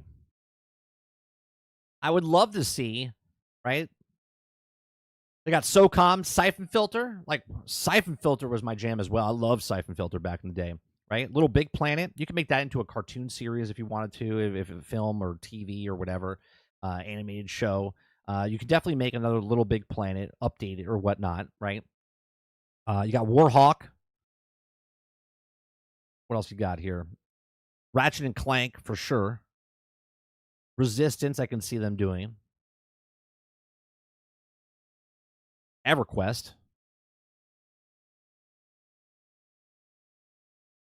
Let's see what else they got here. Killzone, I don't know. Jackson Dexter, I think they can do. Infamous, I would love. But I don't want a reboot. All these things, I don't want a reboot. I want a brand new game.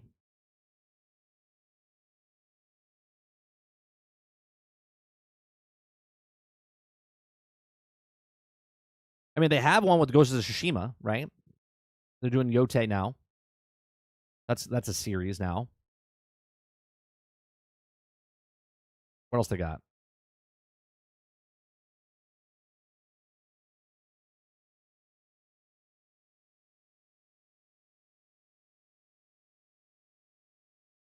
Let's see what you guys are saying. Killzone would be insane. Siphon Filter 1 and 2 were my shit. I love Siphon Filter. Love Siphon Filter.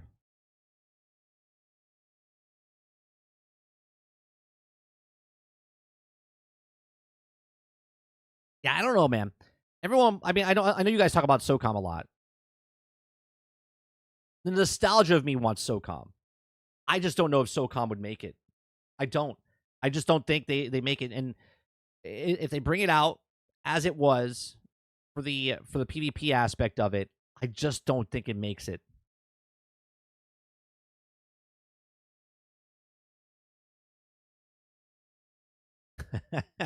Lucas says, my only memory of SOCOM was getting online, getting killed on spawn by grenades and stopped playing. I was like 12. Yeah, I was in my late teens, early 20s. Right? When did that come out?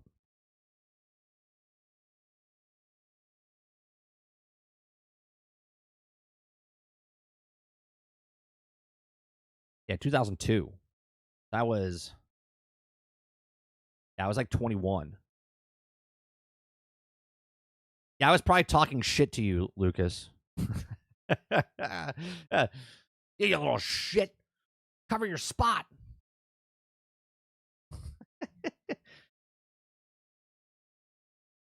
They can make a low budget SOCOM or SOCO. I don't know, man. I think you got to do it right. I don't know. I would be very upset. I would be very upset if they came out with SOCOM and it just kind of just faded away. I'd be like, what a waste. Right? Talking about right time, right? Like we were talking about State of Decay, like releasing it at the right time.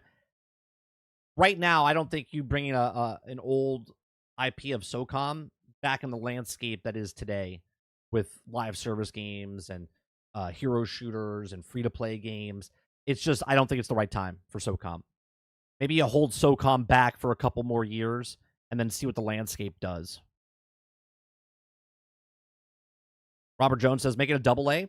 They don't have to recoup as much money. Well, then do they just make it a single player game, Jones? Or maybe a co-op game, but like story based instead of doing the PvP? Because obviously there was story and whatnot, but they also, it was known for the PvP type of thing.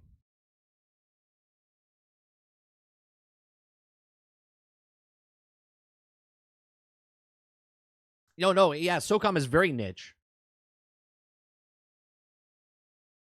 Yeah, it would. I don't think it would make it. As much as I would love to see it, I think it would be a bad time for it to come out.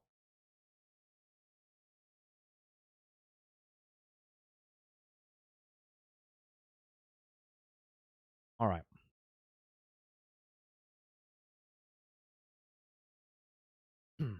We are doing a goal today. If you guys want to make a AI song, the people that do super chats will get to feed me the prompts and stuff, and then we can make a song. And by the end of the show, and listen to it. If not, no big deal. Just figured do something a little different. Oh, Medal of Honor! I love Medal of Honor. I remember I went to my first introduction to Medal of Honor, Kylo. I went to a video game museum that was traveling the country or whatever. I forget what year it was, but Medal of Honor was out, but I didn't know about it. And I went to the museum, and they had all these different consoles set up, and Medal of Honor was on one of the consoles. And I started playing. I was like, what is this? I was like, this is fantastic, and I didn't know what the hell it was. And I was like, this is amazing. After I left the museum, I went straight to GameStop and picked it up. I was like, this looks fantastic. It was like through the years of all the different video games, over a decade ago, because my son's 10. That'd be like 15 years ago.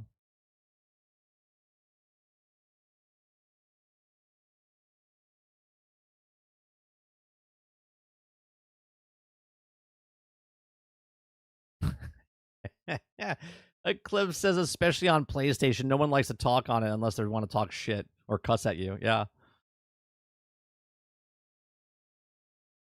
Waterbear says, I remember Medal of Honor storming the beach of Normandy gave me chills. Yeah, there's a lot of moments like that. Now think about that, Water. If they had that, but with like super realistic graphics, you would have PTSD right now. You would have PTSD. You would think you were actually in war.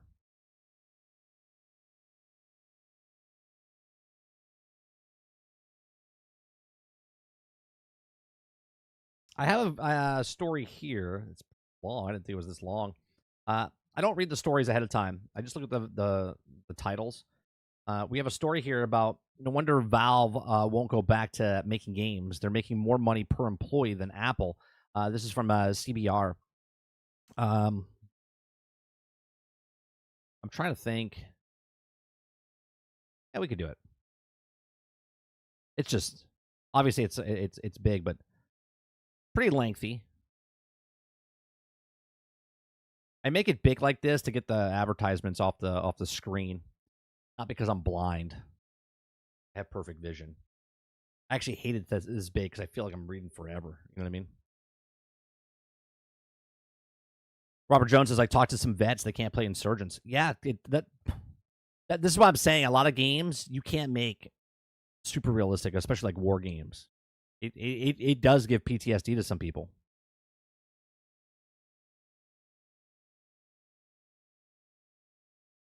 Kylo says, cussed at you through the controller while the baby's crying in the background and the wife is yelling at them. Take out the trash. I'll take out the goddamn trash. Fuck you, son of a bitch. Is that me? No, not you, babe. Not you. I was talking to the 12-year-old on the controller. You son of a... You know, that's the SOCOM lobbies back in the day.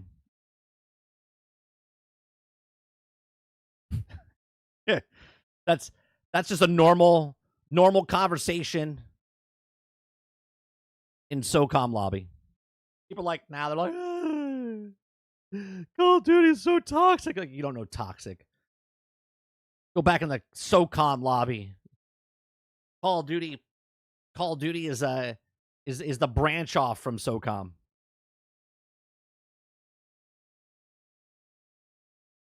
So it was so bad. Game was so good. It's so bad. All right. Let's go with this story. We do this Monday through Thursday. If you like it, hit that like button, hit that subscribe button. We do this, like I said, Monday through Thursday from 10 o'clock in the morning till noon Eastern. We have a conversation. Just read news articles, watch videos, and whatnot. So Valve, no wonder Valve won't go back to making games. They're making more money per employee than Apple. So Valve has long been celebrated for the stellar video game series, including the likes of Half-Life, Portal, but the company has very noticeably shifted away from the game development in the last decade. While Half-Life 2, Episode 2, Portal, and Team Fortress 2 were all released within the same year back in 2007, Valve on averages release just about one game per year nowadays, and mostly because Valve's financial success depends on so little on their video game projects. Steam has become an immense moneymaker, decree of it becoming more almost unfathomable. Okay, Valve reportedly generates more revenue per employee than tech giant like Apple, a feat that is almost impossible to comprehend without further context. By prioritizing digital distribution, Valve has created a low-risk, high-reward ecosystem that maximizes profits. The strategic pivot hasn't been Valve's sole focus, though. The company still has a sizable game development team, a good number of employees, and dedicated hardware as well. The internal division working on Steam actually doesn't even make up the majority of the company. The golden era of Valve games may long be gone, but Valve isn't exactly just sitting pretty. So this is what Epic is trying to do, right? This is what Epic is trying to do, in my opinion. Epic is trying to get away from making games and having all the money come in from other people using the Unreal Engine. Movie studios, other game developers, lots of people are moving over to Unreal Engine to make their latest game. The Witcher 4, Transformers. What's another game that's coming out? Isn't not Cyberpunk? What's the next game? Oh, Halo. Right? They're all moving to Unreal Engine. Epic's sitting back, pretty going, hey, we're going to make a lot of money off of these games. Right? So they're making their money other ways as well. Plus, they're printing money with Fortnite skins and whatnot. Okay. So how Valve is making so much money per employee. Okay. So here it says Valve's net income hour employee and net income employee are somewhere under the redaction forever a mystery. Facebook's $89.09 per employee. Apple's $54.36. Netflix is $26.70. Google's $25.21. Microsoft is $16.35, Intel $16.34, and Amazon is $1.81. Right? So Valve is redacted. They're making more money, more than Facebook, for God's sakes. For the company that makes so much money in profit, Valve, relatively small, now with Valve doesn't generally make the kind of information public. In 2021, antitrust lawsuit filed against Valve revealed that the company had 336 employees at the time, and that's not a lot of a tightened industry. In fact, the employee count is compared to tens of thousands of employees at companies like Electronic Arts and NetEase employed. When it comes to money making, this means that Valve's employees are very efficient. Valve's net income per employee isn't wholly known, but some documents have also come through that the lawsuit helped provide a good estimate. A reference, Facebook and Meta nowadays has 780,000 net income per employee back in 2008. Valve makes even more than that. Very well possible that Valve made upwards of $1 million of net income per employee back in 2018. That might be the case even today, unless Valve is internally grown at an unprecedented rate over the past several years. Now, Valve has also found quite a successful formula, though unlikely much of the change outside of the increased focus on hardware. One thing that isn't likely is accounted for these financial calculations, however, are the contractors that Valve hires in certain responsibilities, like managing the support servers and the products. And then also likelihood, Valve is paying for a lot more people outside of their 336 listed employees. Relatively small number of full-on hires. The Valve could also consider detriment, though, Wolfire's ongoing hires of Valve could also be considered. I already read that. Lawsuits against Valve would also actually argue that it means that the company isn't putting enough attention into improving the Steam's platform. It's hard to say who exactly is in the right. Well, here's the thing. What is the competition for Steam right now? I mean, there's other people out there, but what is the biggest competition for Steam right now on PC? GOG? Like, I don't think they have any competition really, right? They are the market leaders. Valve really doesn't need to do much to keep printing money. So as long as Valve keeps the Steam platform going, the company is going to keep generating massive amounts of revenue.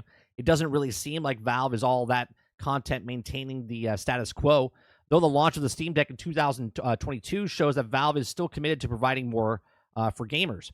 Considering how much profit Steam drives with such a little effort, it might seem odd that Valve wants to be an active participant in the hardware business. It doesn't hurt them, though, right? They're making so much money on the back end for digital for the platform. They're like, yeah, let's do the hardware.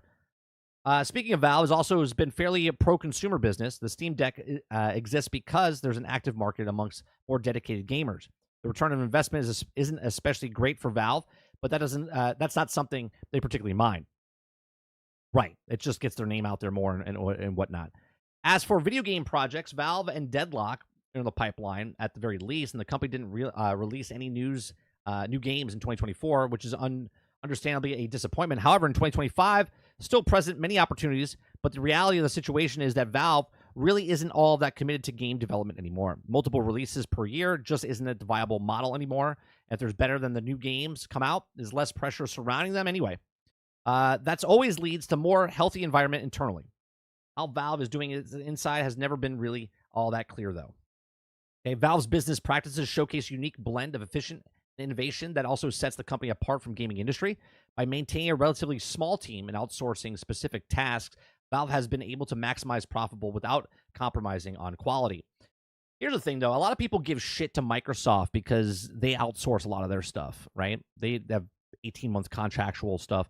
Everyone gives them shit. No one gives shit to Steam, right? Because, whatever reason.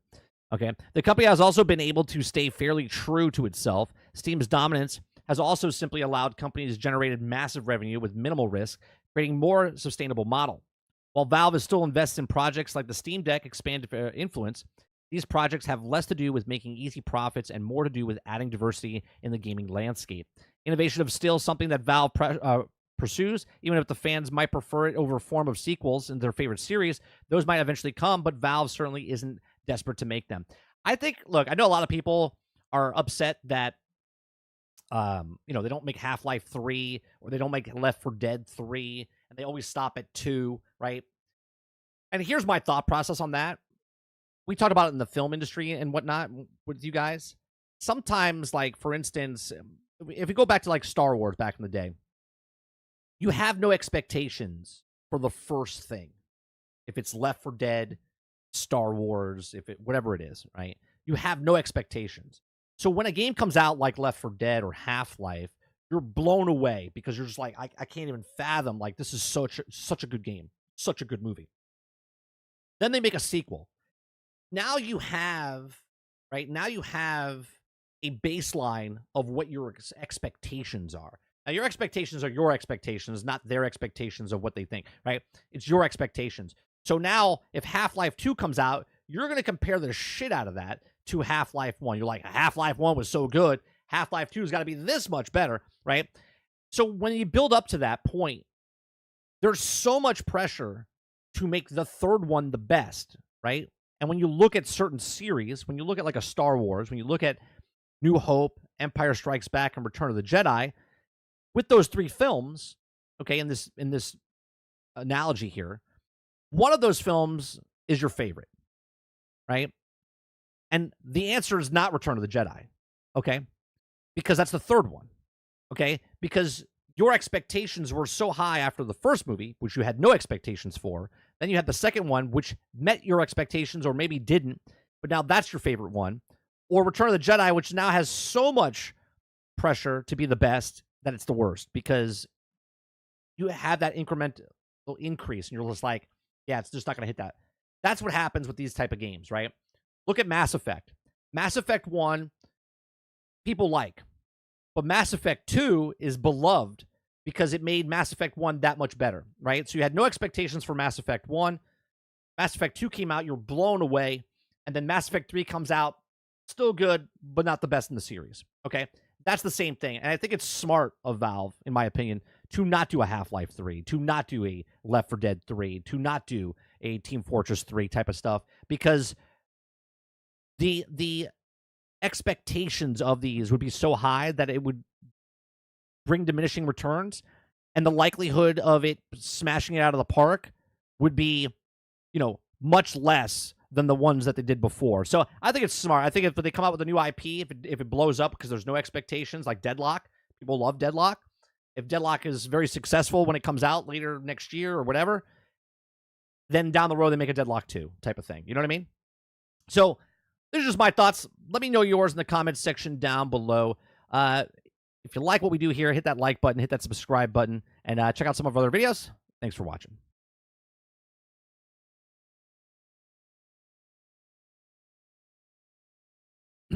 Sarge says, if they're out of ideas, they'll do a Half-Life 3 eventually. See, I don't think I guess they could. There was a rumor that they're in the early stages of Half-Life 3. Right? They're in the early stages of Half-Life 3. Who knows? Turtle Rock made another Left 4 Dead, and it was trash. Well, Turtle Rock, they didn't make Left 4 Dead. They made Back 4 Blood, didn't it? Back 4 Blood was Left 4 Dead 3. But guess what we compared it to? Guess what we compared it to? We compared it to Left 4 Dead. You know what I mean? I don't know. It's just my thought process, right? I think when you have 3, like look at Fast and Furious. You have 10 of them now, right? It kind of dilutes the whole franchise type of stuff, right? But when you have a series, 1, 2, and 3, you have no expectations, then you have a lot of expectations, then you have extremely high expectations, and that third one usually doesn't hit your extremely high expectations. Because 1 was awesome, 2 was amazing, and 3 you're like, it's good. It's not as good as the first 2.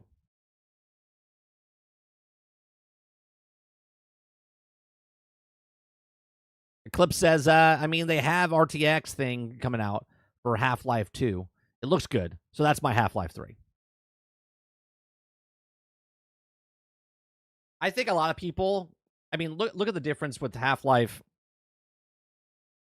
Let's see, Half-Life.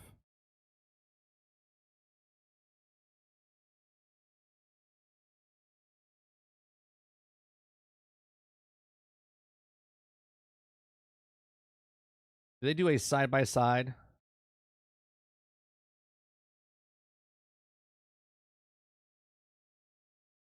Yeah, like, you look at the graphics for Half-Life 1 and Half-Life 2.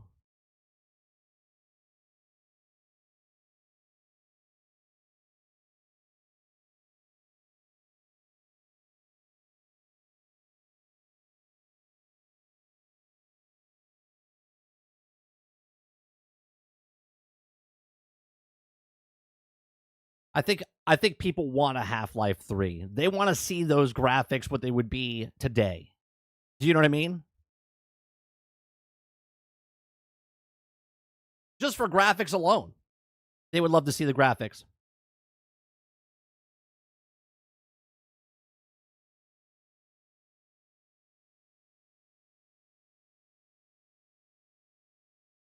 Left 4 Dead is such a treasured game, man. It's so fun, Kylo.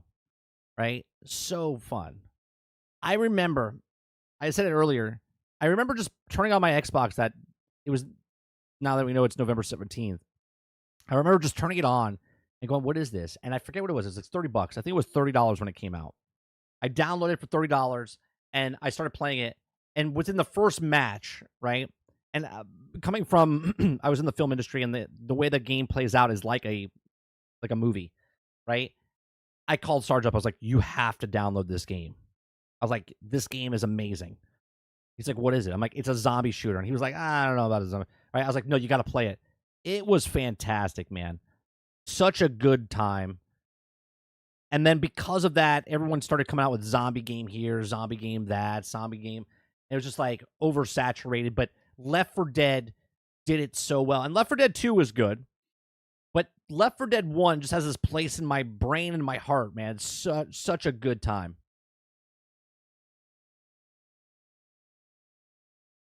Crowd says the reason for the old Left 4 Dead games were so good is because Valve played a large part in development. Yeah, they're good games, man. It's just fun.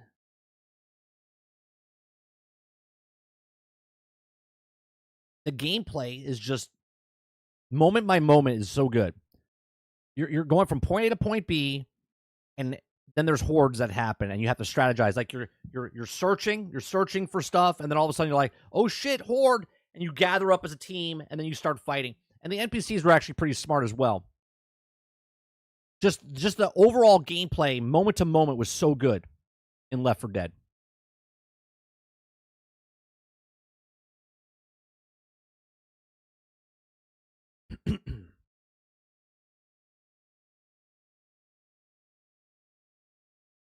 Look up the Half-Life 2 RTX. It looks really good. All right, let me look it up.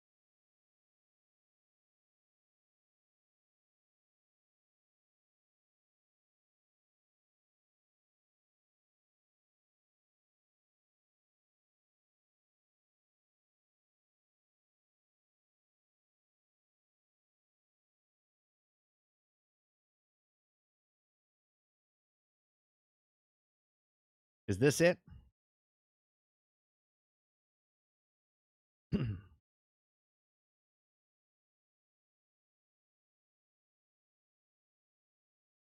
Yeah, I think people just want the full remaster.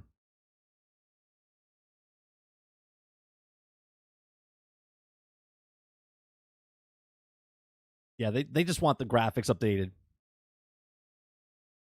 See, I think this is a good good talking point, right? So like, I'm okay if they do something like this. I don't care about this stuff. I'm okay if they do an upgrade of graphics for this, but I don't think it brings more to the game. You know what I mean? The game is the game. The game is really good. I mean, but I also think this should be like a free update type of thing.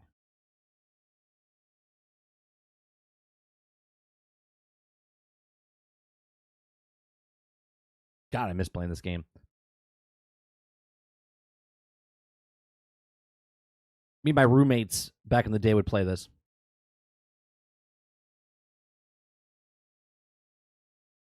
It is free because it's a community thing. Perfect. Yeah.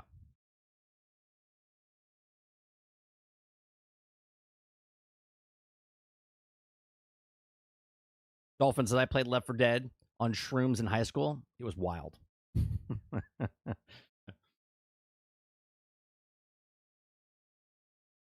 Kyle says I'm sitting here waiting for Portal 3.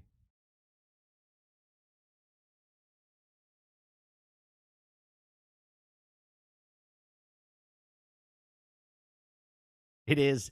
They're not Sony, or they aren't Sony. Yeah. All right. I want to talk about 2024 came and went, man. Came and went. And I want to watch this video from FGS. Okay. Came out about 4 days ago. It's just going over what 2024 was. We're going to watch this video. Okay. If you guys like it, hit that like button, hit that subscribe button. If you'd like to go above and beyond that, become a member as little as $5. Okay. So let's watch this. Let me make sure the volume's up for you guys. 2024 was a bad year for gaming. Oh, sorry, say it again, Santa. Okay, leave it to me. Sorry, just had some clarification there, so we just have to restart this video. Can we go out to the top? 2024 was a not. 2024 was a bad year. What's that? Okay, it was not bad. It wasn't bad. Bad year for gaming. Yeah, I can agree with that. I think it was a generic gaming site 7 out of 10. I think it was a pretty good year. For the games that were good, there was a good year. But there was a lot of games that came out and you're like, oof, that was a rough year. 2023 was always going to be a hard year to beat, but 2024 certainly put up an admirable fight. So let's take a look back at it all. The highs, the lows, the concords, all of it. starting with January. The year kicks off to an exciting start when 13-year-old Willis This guy is Scottish. Is he Scottish? He's Scottish. So, sometimes a lot of people have problems listening or hearing. Gibson becomes the first in the world to complete Tetris. And by complete, I mean he achieves a score so high it causes the game to crash. Which I can't help but feel is like saying the Titanic was a success by Yeah, right. Yeah, someone finally beat the Tetris board and literally beat it for the first time ever in the history. completing itself right into that iceberg.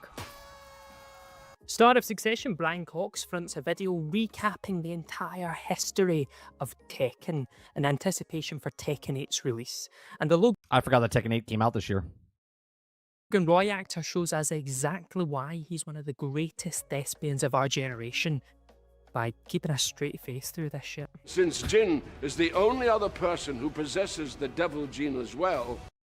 Look, let's not hate on him, all right? He got paid to do a commercial and to read the goddamn cue cards. And yes, just to warn Brian's family now, I will be playing this on repeat outside his funeral, so don't get the police involved because it's happening. Power World is released near the end of the month, combined Power World, man, came out and shocked the gaming world. It did. I remember when they first showed Power World a couple years ago, and we're like, what is that? Pokemon with guns? And that's what it stuck with, right? And man, it was a blast. We have like 30, 40 hours, I think, on PC. We had like another 5 or so on Xbox or whatnot. Just had an update. They just hit back up to like 200,000 concurrent players since the last year, where they had 2.1 million concurrent players, which is just insane. Insane. combining the wholesome world of Pokemon with the wholesome world of gun violence to create a game that took the world by storm for exactly 6 seconds. I'm surprised the opening of the game isn't choosing one of 3 starter What do you mean 6 seconds? pals and then having to dispose of the other 2 with an AK-47. You know, like Sophie's Choice for the Roblox generation. The Prince of Persia series is revived with a Prince of Persia was a great game. Probably the best game that Ubisoft came out with last year, and it just underperformed. beautiful, slick Metroidvania that releases to rave Who was that? What do you mean? Brian Cox? You're talking about the actor, Jones? reviews. So of course, Ubisoft disbands the team. Thanks for that. Can we also say, again, Microsoft got a lot of shit for what they did to High Five Rush's team, Tango Gameworks. No one gave any shit whatsoever to Ubisoft when they closed the studio down. It was like a speed bump. It was like, oh yeah, they closed the studio down. But they wrote article after article after article about Microsoft closing down Tango Gameworks. Prince of Persia got 86. Right? Successful game. And yet, for some reason, right, there's like 1 article, maybe 2 articles written. February. Almost a decade after finishing the Arkham Oh boy, Suicide Squad. I had fun playing the story. But let's talk about the most repetitive game in the world for the end game. They had it all. They learned the lesson from Anthem and from Marvel's Avengers. They had the upside down triangle for all about 1 month. And then they came out with season 1 and we went, uh-oh. Same boss, 13 times, just a reskin type of thing. trilogy, Rocksteady returned to the DC universe with Suicide Squad Kill the Justice League, and it's received about as well as Bruce Wayne's parents. Well, hold on a second, Mo. At the time, they closed them down. 3 months later, we found out that they sold them. Okay? At the time, when everyone was giving them shit, they closed them down. It's received those bullets. Look, I love Rocksteady dearly, and there's a lot of work here that proves that they are still one of the best developers in the business. The facial animation Quoting Todd Howard, 16 times the bosses. Yeah, it's the same boss. You're going to fight Brainiac. But let me tell you, what was the pitch idea here, Altern, right? They're like, I have an idea. What if we make a Suicide Squad game, and instead of having all these bosses like Bane and all these other characters that you could fight, hear me out, we just fight Brainiac. And they're like, Okay. And who else? Oh, no. We're just going to fight Brainiac, not once, not twice, not 3 times, but 13 times. And everyone's on the table going, yeah, that sounds great. Let's do that. What? Who signed that off? Who signed that off? Is maybe the most realistic I've ever seen in a video game. Some of the writing got genuine laughs from me, and honestly, it is a big, bold swing of a story. Like, I can't say I was not intrigued by the idea of killing the Justice League. Just a shame that Aquaman isn't here, though. Like, what if we make Suicide Squad fight the Justice League, but then never fight them again? What if we brought all these characters in and we bring in Karen Freeze?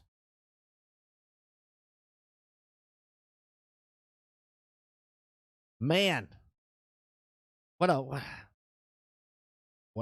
shit fest that was. Because I really did want a Rocksteady level set piece of flushing him down the toilet. But what we ultimately got from Suicide Squad was an experience. Altern says everyone in the table stand up, started clapping, cheering after hearing 13 times killing Superman, opening champagne bottles, and screaming like crazy.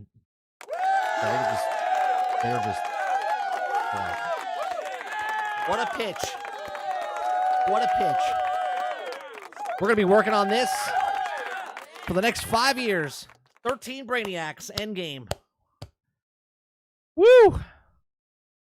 Created by a team whose language of making games isn't multiplayer looter shooters. It'd be like reincarnating Shakespeare as an air fryer and asking him to dictate a new classic by which of your potato alphabet letters he burns. Ultimately, it just feels like a talented team put on the wrong project. Not helped by the fact that the game launches with a bug that causes some players to start the game at the story. That's the best. Broke, buggy, and unfinished. Suicide Squad Kill the Justice League pulled offline an hour after launch due to a bug that completes the entire story as soon as you start playing. Little do we know, they were doing you a favor. Little do they know. Robert Jones, the $2 super chat. Save a buck. Lose the player. Thank you very much for the super chat. End, which turns out to actually be a special case of amnesia in which the brain has to protect itself from such repetitive boredom that it deletes any memory that players have of the game. Wow, the human brain is a beautiful thing. Yeah. Surprise multiplayer hit of the year, Helldivers 2 is... Helldivers is a banger, man. Banger. Came out swinging. So good. We played it. We have like 45, 50 hours into it. Loved it. Right? And then Sony stepped in and ruined something that was so good. And you're like, why? Why? Released to all-round praise, but then a cheeky patch is released that forces PC play. Like Sony crop dusted people. You know what I mean? Right? They crop dusted. Like, everyone's having a good time? Right? And they just farted and walked away. And everyone's like, ah. What was that? Players to log into the PlayStation Network to play the game. This is the most angry someone's been about logging into an account since my dad forgot his password to his Etsy account that You understand that? sells erotic Sonic the Hedgehog fan art.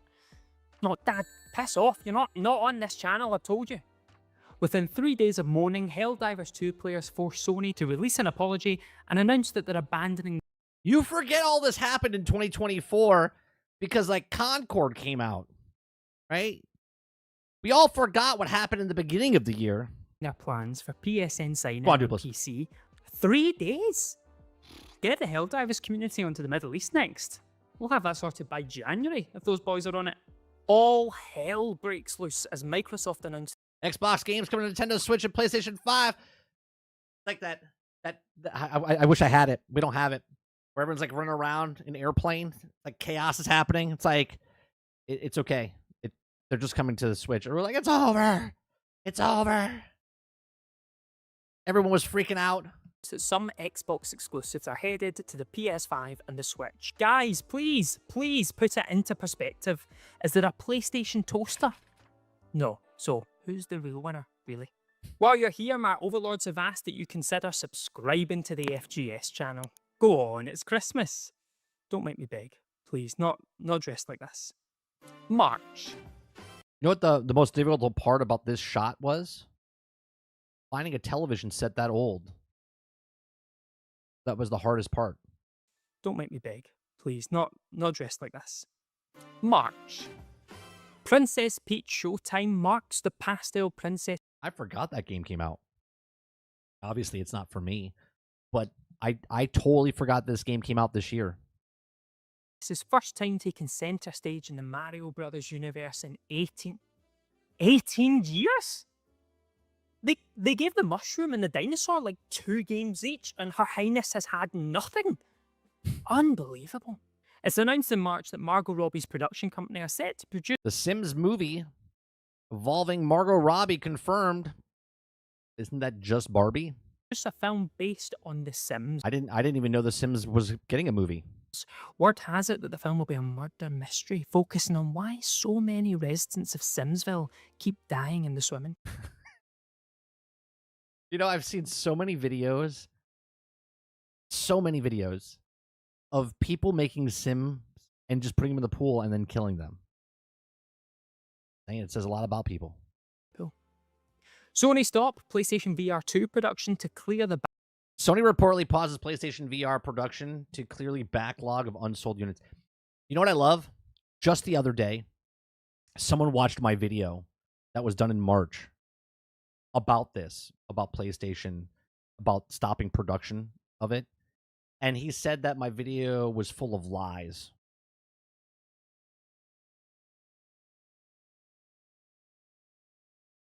He said I was misinforming people.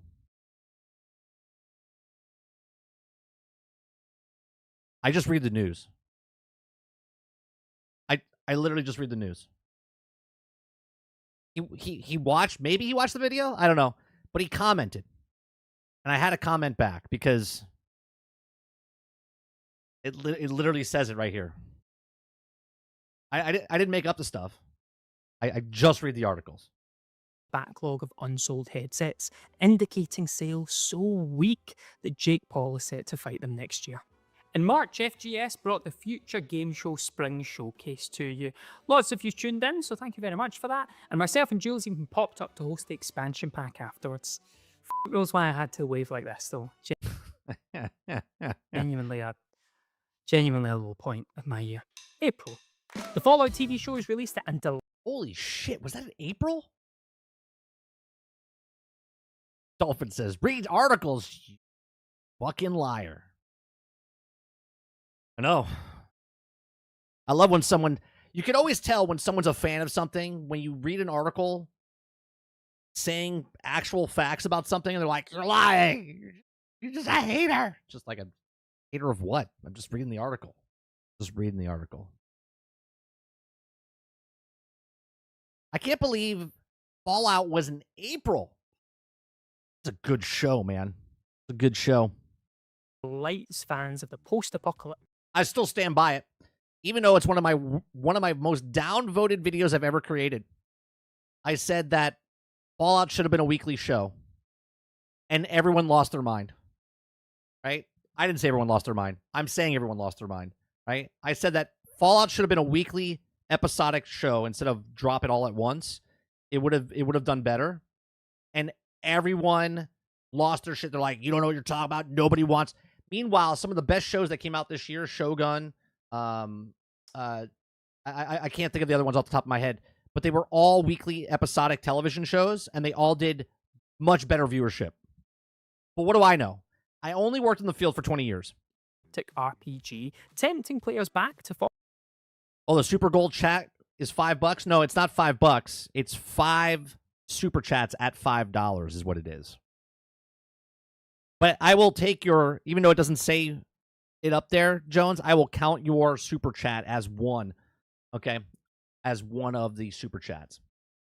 Fallout 4 and the actually quite good now Fallout 76. Hideo Kojima wastes no time in getting a video call with star Ella Purnell and letting the internet know all about it. Not long after this though, he posts about his love for Wallace and Gromit, making me think that this video call is going to happen soon. Kojima, Wallace and Gromit. I can see it. Who knows? Cracking. Oh, Penguin. Yes, Penguin was a weekly episodic show, and it was one of the best rated shows all year. Cheese, But who's waiting week by week, Eclipse? Kojima. A Knuckles TV show is also released, but with no sign of Kojima having a video call with its main star. No, but the problem is, Lucas, the reason it didn't if you click on it, it tells you what it is. It says the teal super chats, whichever color that is. That's what it is. Oh.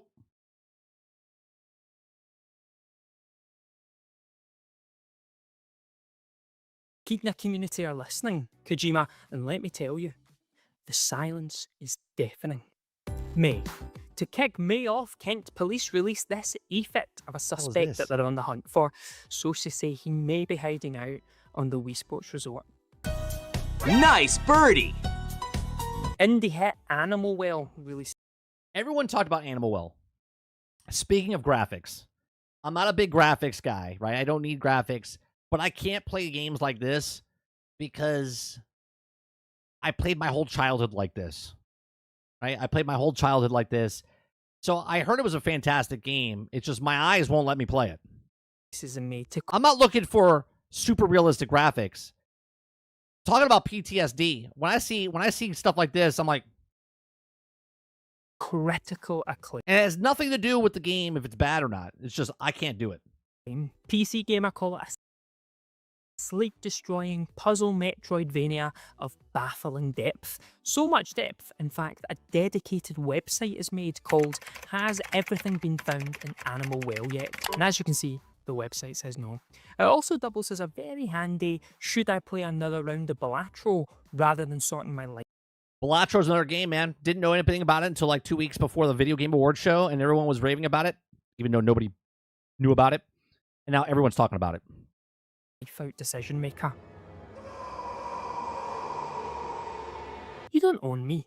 Fucking website. Who even listens to websites anymore? What is this, 2001? Lorelei and the Laser Eyes drops in May, a stone cold 10 out of 10 detective game that Never heard of this game. is more confusing than the idea of Sony releasing a Lego Very good. I like what he just said there. More confusing. Horizon game. I mean, what were they thinking? I'm not lying when I say I woke up. I mean, I know what they're thinking. They're thinking long term. They're thinking long term and getting people that are on Nintendo that are younger kids that could later get a job and be able to buy themselves a PlayStation and going, hey, I know that character. Just like kids look at Fortnite and go, hey, I know Indiana Jones. He's from Fortnite. Hey, I know John Wick. He's from Fortnite. Hey, I know that character. He's from Fortnite. That's the same thing they're trying to go for. People playing on Nintendo Switch or whatever, they're like, hey, I remember that character. Oh, she's in another game? Up in the middle of the night with an idea of how to solve a potential puzzle, and I immediately just had to get out of bed at 3 a.m. to try it out. And I'm sorry, but if that's not a recommendation, I don't know what is. June. The DLC for 2022 smash hit Elden Ring is... That was June. What happened to the second half of this year? What happened, chat? 2024, second half of the year, just like vanished in a blink of an eye. released. At 2 years to develop, From Software decided it was only fair that it takes you about 2 years to access, as you have to get far enough into the story to beat one of the main bosses, and then also defeat one of the hardest optional bosses too, before you can even step foot into the DLC. But come on, this is From Software. What did you expect? These are the guys who see a pause button as a sign of weakness. Just That's funny. count yourself lucky that you don't have to play this DLC with a dance mat or something. Yeah, that girl played it on a dance mat. She played Dance Dance Revolution and played it. June also saw the release of And she did it. Still Wakes the Deep, a pulse-pounding horror set in Scotland that sees you fighting for your life against bloodthirsty creatures prepared to rip you limb from limb. Or, as it's known up here, a Friday night. Also, fun fact, the pub that the main character was arrested in is just down the road from me. Hey, look at that. There I am outside of it. That's crazy. Hey, I can't say I have played many games in locations that my dogs have also shat outside of. July. A man is arrested in England for brandishing a teeny tiny Man jailed for carrying a replica sword from Legends of the Zelda video game in public.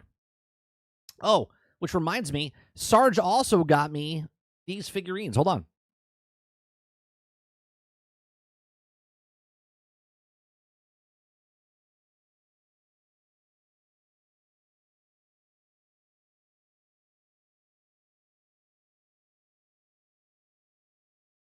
Bro's gonna fall in a second. Got me. Let me go full screen for you guys. He got me Zelda. Okay. Got me Link. Look how cool this looks. Got me Emerson. Looks cool though. Cool shit. Let me just put these off to the side. All right, back to the show. No, they're figurines. They're not amiibos. Of police. Thankfully, he wasn't at full health at the time, so was not able to use his sword beams. Angerfoot released in July a game all about kicking things that's so addictive, it ironically caused my wife to kick me out of the family home. I don't think. No, they're not amiibos. They're just toys. Action figures. Please, Sandra, I just want to see the kids. Not much else happened in July, so I'd like to take a moment to talk about job losses. 2024 was a pretty grim year for people. Devastation Games is shutting down despite PlayStation backing and promised financial security for years and years. Bump. We'll just go right past that. Who make video. Electronic Arts cuts jobs for more than 670 workers. Speed bump. We just pass that. Games with around 14,000 jobs lost. Microsoft video game division lays off 1,900 staff. 15 articles. It's clear that the process of making games is going through a turbulent evolution. And while certain companies think it's a great idea to make Lego Skull and Bones or something, it's the people on the ground who actually make these games that ultimately pay the price and have their livelihoods put in danger. Well, if we're looking at this looks actually pretty good. The outlook. Let's look at this like a business, right? As a business, 8,500 people lost their jobs in 2022. 10,500 people lost their jobs in 2023, and only 8,000 people lost their jobs in 2024. That's a decrease. Less people lost their job in 2024. Look at that. There's not a lot someone like me can say that has any real impact, but what I do want to say and think is important to say is that if you work in the video game industry and you lost your job this year, I just want to say that all of us at FGS are thinking about you. Can they tell me? I want to go back to this for a second. Can they tell me games that ultimately how many people got jobs in the video game industry in 2022, 2023, and 2024? Because that is what I would like to know. What percentage of people lost their jobs in the industry? Okay. Livelihoods. That's what I want to know. Next. Hopefully 2025 is a better year. Well, I'll tell you what. If 8,500 people lost their job in 2022 and 10,500 people lost it in 2023 and 8,000 lost in 2024, I can guarantee you there's going to be people that lose their jobs in 2025. I'm not a psychic. Just it happens every year. August. The Borderlands movie is released and achieves the Franklin. Oh my God. Borderlands, the movie, came out and it was on YouTube instantaneously. The worst movie. And it has some stiff competition for this year. Incredible feat of being potentially the worst video game movie ever made. It also cements. let's not give it all that. It could be one of the worst movies ever created, not just the worst video game movie ever created. It's the fact that Jack Black must legally appear in every video game movie. No sign of him in the Silent Hill 2 movie yet, so we can only assume he's playing Pyramid Head.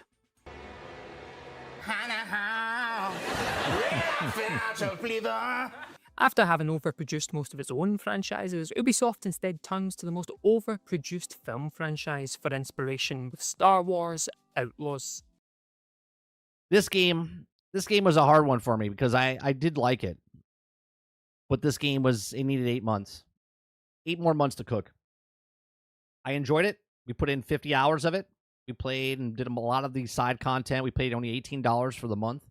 I enjoyed it, but the game's not done. And they fixed a lot more stuff after I stopped paying, right, for that $18 for the month. They fixed it over the next 3 months, and it's a much better game now, supposedly. But I won't touch it again until it goes on sale, and then once it's complete, and once it's got all the content in there. Which releases to a collective sigh. Which is a shame, because what's here is actually a very loving, very playable recreation of the Star Wars universe. Strangely, I don't even think its unpopularity was down to Star Wars fatigue, because Jedi Survivor, which came out last year, sold well, so yep. Who knows what Star Wars fans want anymore? More gingers and garden management minigames. Yeah, that would work. Garden management in Star Wars games. Let's do it. It seems. GameStop shuts down the long-running gaming magazine Game Informer, the longest-running U.S. gaming magazine, shuts down after 33 years. Game Informer. It was a hard thing to explain to the younger generation, mainly what a magazine is. Well, see those TikTokers that you follow who tell you all the gaming news? Well, it was like those, but written down and with much less racism. Influencers and streamers given access to Black Myth Wukong are asked that their coverage not Hit game Black Myth Wukong faces backlash after telling players not to discuss feminist propaganda. include references to feminist propaganda. What even is feminist propaganda? Like, are they going to come after you if they find out that you gave the Barbie movie more than 2 stars on your Letterboxd? Steam reviews now show if a game was played on the Steam Deck, indicating to all other players in the world that you 2 million people, by the way. experienced the heartbreaking finale of The Last of Us Part 1 while taking a shit.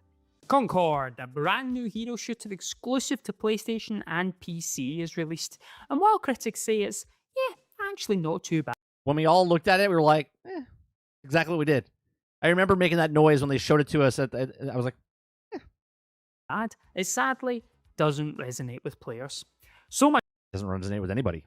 so, in fact, that after 2 weeks, Sony pulled the game offline. Don't give them the extra 2 days. It was 12 days, not 2 weeks.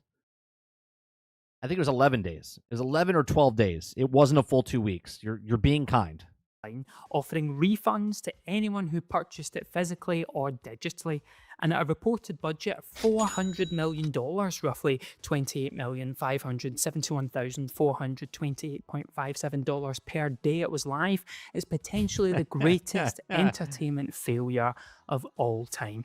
Honestly, when we said you should make something like Fortnite, we meant the game, not the period of time. Fucking hell. That's a good joke. Good joke. Good Fortnite joke. So, with limited time left, Trophy Hunter saw Concord's Platinum as the ultimate achievement, grinding harder than Tony Hawk to unlock it before the game is pulled offline. It's Those of you that don't know what Fortnite is, it's 2 weeks. discovered that one of the fastest ways to gain XP is to start a rivalry match and then for everyone in your team to immediately jump into the sea and collectively end their lives. And That's when you know a game is really good. When before the game ends, everyone's just jumping into the sea to get the achievement. in terms of visual metaphors for this whole Concord saga, you really could not do better. Best of all though, Sony were so sure of Concord's success that it's set to have a starring role in Amazon Prime's Secret Level, a new anthology series where each episode is dedicated to a different game. And let me tell you something, you better tune in, because I hear if not enough people are watching, it's getting pulled after 20 minutes, and Sony are just going to replace it with footage of a Bloodborne remaster with a gun to its head. September. Astrobot returns in a beautifully inventive game that feels like a return to form for platformers on Sony hardware. Instead of being able to count the individual grey strands in Kratos' pubes, it feels like you're being shown how powerful the PlayStation 5 is through Didn't someone make a video about Astrobot just taking and borrowing? I mean, obviously all games borrow. I'm not giving shit to it. I'm just asking. Didn't someone make a video about Astrobot just copying basically all Mario games? actual adventure and interaction. And on top of all of that, you get to spend the majority of the game rescuing famous PlayStation characters like the Ape Escape apes, the Killzone crowd, that thing from Rez, that guy from that game I never got around to playing. Who is this? Who? Surely he's not. Has he been left in by accident? Sorry, can I see your ID, pal? Have you snuck in here from Xbox? Because I've no idea who you are. The Plucky Squire is also released in September, a visually stunning game about the titular Plucky Squire who jumps in and out of different books. He was sadly cancelled later in the year though, as he was found to be jumping into a copy of Mein Kampf. Fake vintage consoles and games worth almost 50 million euros are seized in Italy. No. Fake vintage consoles and games for almost 50 million seized in Italy. Police discovered nearly 12,000 counterfeit devices. Jesus. Oh, I'm not really after MDMA, mate. I was wondering if maybe you had N64. Got any of that? The PlayStation 5 Pro is announced by Mark Cerny, a man who looks like a perfect cross between Ellen DeGeneres and Hannibal Lecter. No, he looks like... All right, I know this guy's young. Okay.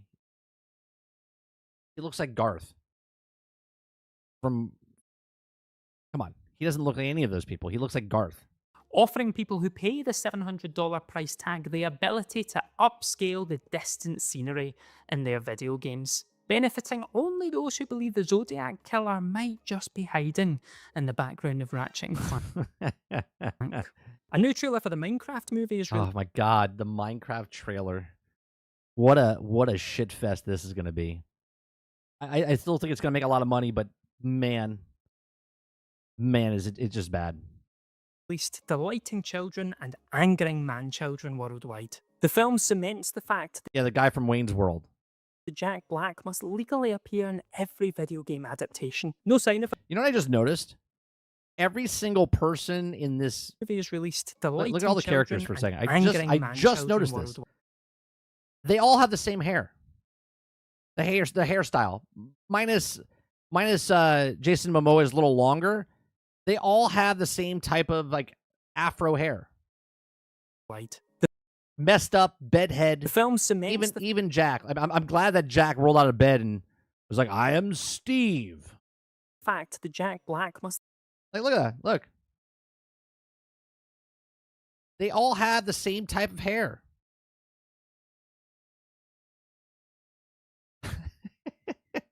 legally just noticed appear that. in every video game I'm just jealous because I don't have hair. adaptation. No sign of him in The Last of Us Season 2 yet, so we can only assume he's playing the golf club. Princess Zelda finally takes the lead in her titular game series with Echoes of Wisdom. Fans immediately worry about the game's placement in the Hopefully it's a beautiful mess. Fingers crossed. Zelda timeline, but Nintendo put our minds at ease by confirming that it comes after Link's crossbow training, but before Link's crossbow training and round about the same time as Link's crossbow training. So hopefully that clears things up. October.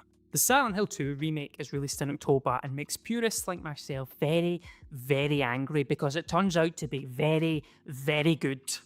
How can I be condescendingly aloof about this remake when I actually enjoyed it? Me, this was like my whole personality. Yep, hard to complain when it's a I don't get it. People were complaining that it was a good remake. respectful adaptation that feels like a fitting companion piece to the original. It even respects the original game's final boss by also being an underwhelming letdown. It's announced that Super Nintendo World will open in Orlando in May 2025. This is going to be interesting when this comes out. I'll let you know when I go. I actually went out in September this year to the Super Nintendo World in LA and offended Toad while I was there. Look, I know you're not allowed to touch his head, but I paid a lot of money to get into that park, so I'll be touching that little f***er's head as many times as I want. Fan-made mod Fallout London tops 1 million downloads, although some fans are outraged that it strays from the Bethesda model by being playable at launch. Right. The mod is playable at launch where the game itself was not. The Oregon Trail is to be adapted into an action comedy film produced by... The Oregon Trail is getting a moody adaptation. Have we lost our fucking minds? Have we lost our minds? What is happening in Hollywood?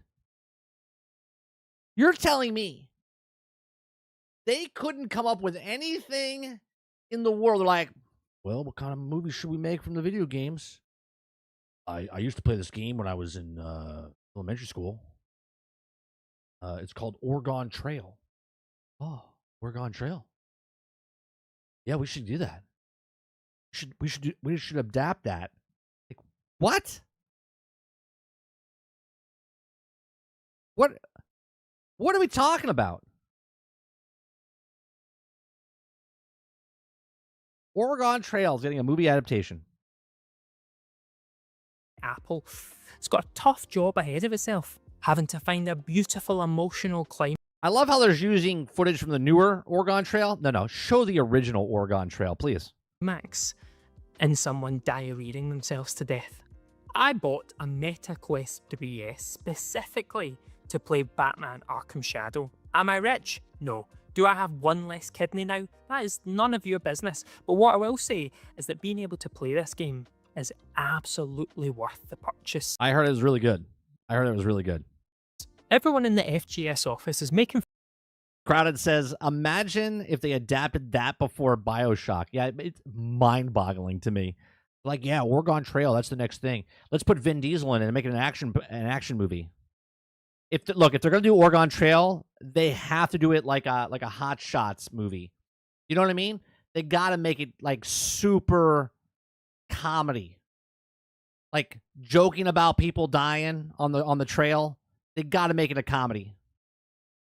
In front of me, they keep saying that I won't shut up about it, right? Which is a very brave thing to do to a man who's been spending a lot. Like, you bring in a bunch of celebrities, they play like certain characters, and then they die. They're like, hey, can I join your caravan? They're like, ah, sure, come on in. And then they die, right? Drowned, mauled by a bear, something. Just make it funny. Large portion of his time in a Batman training simulator. Batman Arkham Shadow is a triumph of an experience that raises the bar for what VR is capable of. The freeflow... Yes, VR 2? Still like 50% off at Best Buy? Of course it is. They're trying to get rid of the old stock. Combat has been adapted perfectly into the most kinetic, addictive mechanic. Also, it's great exercise if you're into that sort of weird stuff. Ugh. This game delivers on the power fantasy that I have dreamed of for years. Being able to get up close and personal and tickle that little moustache on Commissioner Gordon's face. Come here. Could you go? Oh, it's so soft. Like a little gerbil. Oh, shh. Hey, don't worry. Shh. Batman's here now. I'm here. It's okay. Oh, man. If you like Batman, if you like VR, if you've been able to scalp enough of those 30th anniversary PlayStation controllers, then definitely treat yourself to this. November. Jeff Keighley is remade in the Unreal Engine to help promote the Game Awards, cementing himself as the most boring video game character of all time. So dull, in fact, that he's rumoured to be the next DLC character for... You know who I just realized Jeff Keighley is? Jeff Keighley reminds me of... This is how you stretch out stuff. Okay. Reminds me of Ryan Seacrest of the video game world. Jeff Keighley is the Ryan Seacrest of the video game world. Suicide Squad. A Mass Effect TV show is revealed to be in development at Amazon. Here's hoping every viewer has the unique opportunity to physically customize the lead actor's face before they start watching the series. That's the only way I could find myself enjoying it. Ubisoft's Splinter Cell movie is cancelled and disappears from New Regency's slate. Has it, though? That's what he does. That is his job. Check the shadows. What do I pay you guys for? Half-Life 2 is made free to download for the game's 20th birthday and reaches a new record of over 60,000 concurrent players. What? I missed that. Half-Life 2 marks the 20th anniversary by breaking its own concurrent record on Steam. 60,000 people played the older game. Good job. What the hell? I tell you, they really should think about making a sequel to that game. Don't you think? The 42nd Golden Joystick Awards take place in November, and players vote Black Myth Wukong as Ultimate Game of the Year. Ultimate Game of the Year. Not just Game of the Year, it's the ultimate game. I was lucky enough to be there with the Future Game Show, and I had one main objective. Crowded says, I said, Jeff Keighley reminds me of, Crowded House said, Satan. And then he said, I'm way off. That's right, because I said Ryan Seacrest. Get Akira Yamaoka to sign my Silent Hill 2 instruction book.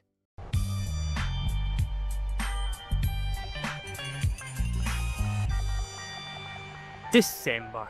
Indiana Jones and the Great Circle. Great game. We played it again last night. We're down to the last mission, I think. Fantastic game. If you guys haven't played it yet, or haven't tried it, or if you're on PlayStation waiting for it, I suggest getting it. It's a really good game. Was released and surprises everyone as a last-minute Game of the Year contender. What a success for Xbox this will be when it releases for PlayStation next year. Rocksteady announced that Suicide Squad Kill the Justice League will receive its final update in January. Suicide Squad. What's to say? Of 2025, bringing the team's battle with Brainiac to an end. Although some players feel like the DLC has had less and less effort put into it as the months go on. But anyway, forget about that. Here's an exclusive peek at the game's finale. I have to go now. My planet needs me. And finally, the Game Awards rounded the year off. Astrobot was rightly crowned as Game of the Year. Arkham Shadow won Best VR Game. Yes, thank you, I agree. Probably the biggest news of the night was that The Witcher 4 was announced, although the footage they showed had a note saying that it was running on an unannounced NVIDIA GPU, so we probably won't be playing this until the fourth Trump presidency, at least. Best of all, though, Harrison Ford turned up to present the award for Best Performance. Harrison, wave at the new Captain America shite. Yeah, I thought so. Cheers, man. Thanks for the heads up. Oh, man. And now, And that's pretty much it for 2024. Thank you so much for watching, especially if you followed FGF throughout the year. It genuinely means the world to us that you would All spend right, the some of your... description is down below for this video. Yeah, that's a good good remember of what happened this year. Okay, we had so many games, right? Let's look at this list real fast, right? Prince of Persia, Last of Us Remastered in January, Pal World, and Enshrouded came out, even though it's not out, but early access, Tekken 8, okay? Like a Dragon, Infinite Wealth. These were all in January, man. Okay? Then February, obviously, we're going to forget about Suicide Squad, Persona 3, Foam Stars. No one talks about Foam Stars. It's probably better that way. Helldivers 2, Banisher the Ghost of Eden.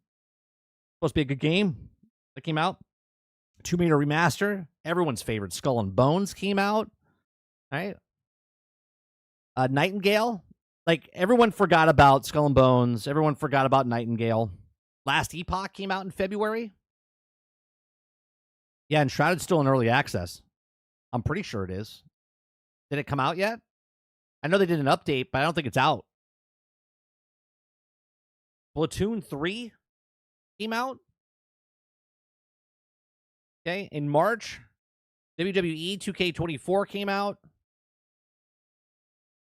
Unicorn Overlord, the Contra, Star Wars Battlefront Classic Collection was broke.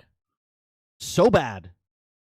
Right? Hi-Fi Rush came out on PlayStation 5, then later closed, which then later got sold off.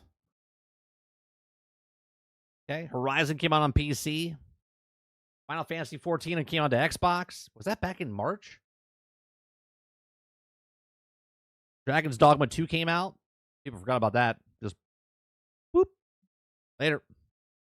That's South Park Snow Day. That came out in March. We played it. I had fun with it. I had fun. Grounded came out on the PlayStation 4, 5, and the Switch. 16's DLC came out. Or Final Fantasy 16. No Rest for the Wicked came out on April 18th.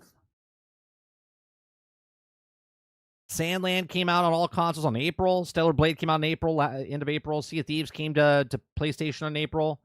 May, you had Hades 2 on PC. V Rising 1.0. Ghost of Tsushima came out on PC. Jesus, was that May? Oh my God. Hellblade 2 came out in May. X Defiant came out. Still broke. Now done. Amazing. Amazing. 6 months later, you've announced that it's already done. Killer Clowns came out. Star Wars Bounty Hunters or Hunters came out. Destiny's Final Shape came out in June. Dark and Darker, June 7th, came to Epic and Steam. Elder Scrolls Online, Gold Road came out. What else we got? First Descended came out in July. Feels like a lot longer. Once Human came out. Splinter's Fate came out in July. Earth Defense Force. August got Star Wars. Bounty Hunter came out for the rest of the consoles. Black Myth Wukong came out. Everyone's favorite, Dustborn. Dustborn came out. Lord of the Rings Return to Moria. That came out on Steam and Xbox Series X and S. We played that last year. Great game. It's a smaller game.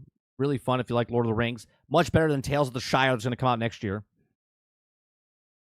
Vampire Survivors on PlayStation 4 and 5. Star Wars Outlaws came out. You can watch my playthrough on the channel. Astrobot, Age of Mythology. NBA, Warhammer, Space Marines 2. Let's see, Marvel vs. Capcom Fight came out. Funko Fusion. No one ever talked about that. Like came and went. Just goodbye. Frostpunk 2 came out. Palworld came to PlayStation 5 during their lawsuit with Nintendo.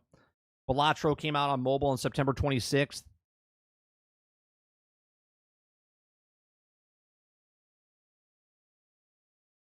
Starfield Shattered Space, that came out in end of September. MetaQuest Batman came out. Throne and Liberty came out. We put a lot of hours into that. I enjoyed it, but stopped. Metaphor came out. Dragon Ball Sparking Zero. New World Ethereum came out. October was big. Had a lot of stuff.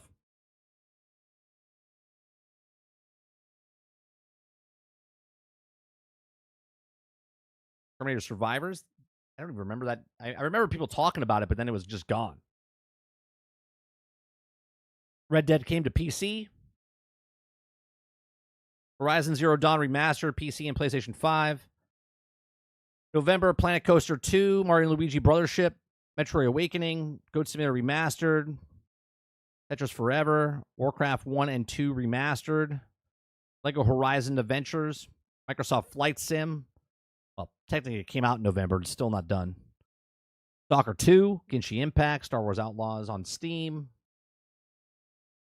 And then this last month here with just Marvel Rivals, Path of Exile 2, and Indiana Jones, I mean, I've been slammed for me playing a bunch of different games. So, and that completes the year of 2024. Where's this list? Did I not put this list? Here, I'll put it in the description down below for you.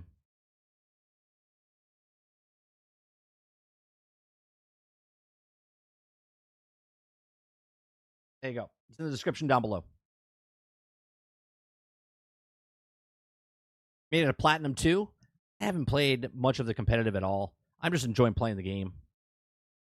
Yeah, I think this year's been good, right? I think we had a lot of good games. A lot of bad games as well. A lot of unfinished, broke, buggy games. Right? I think 2025 is going to be more games this year. Now, hopefully they don't come out broke, buggy, and unfinished. But, we'll see. It goes by faster and faster as you get older.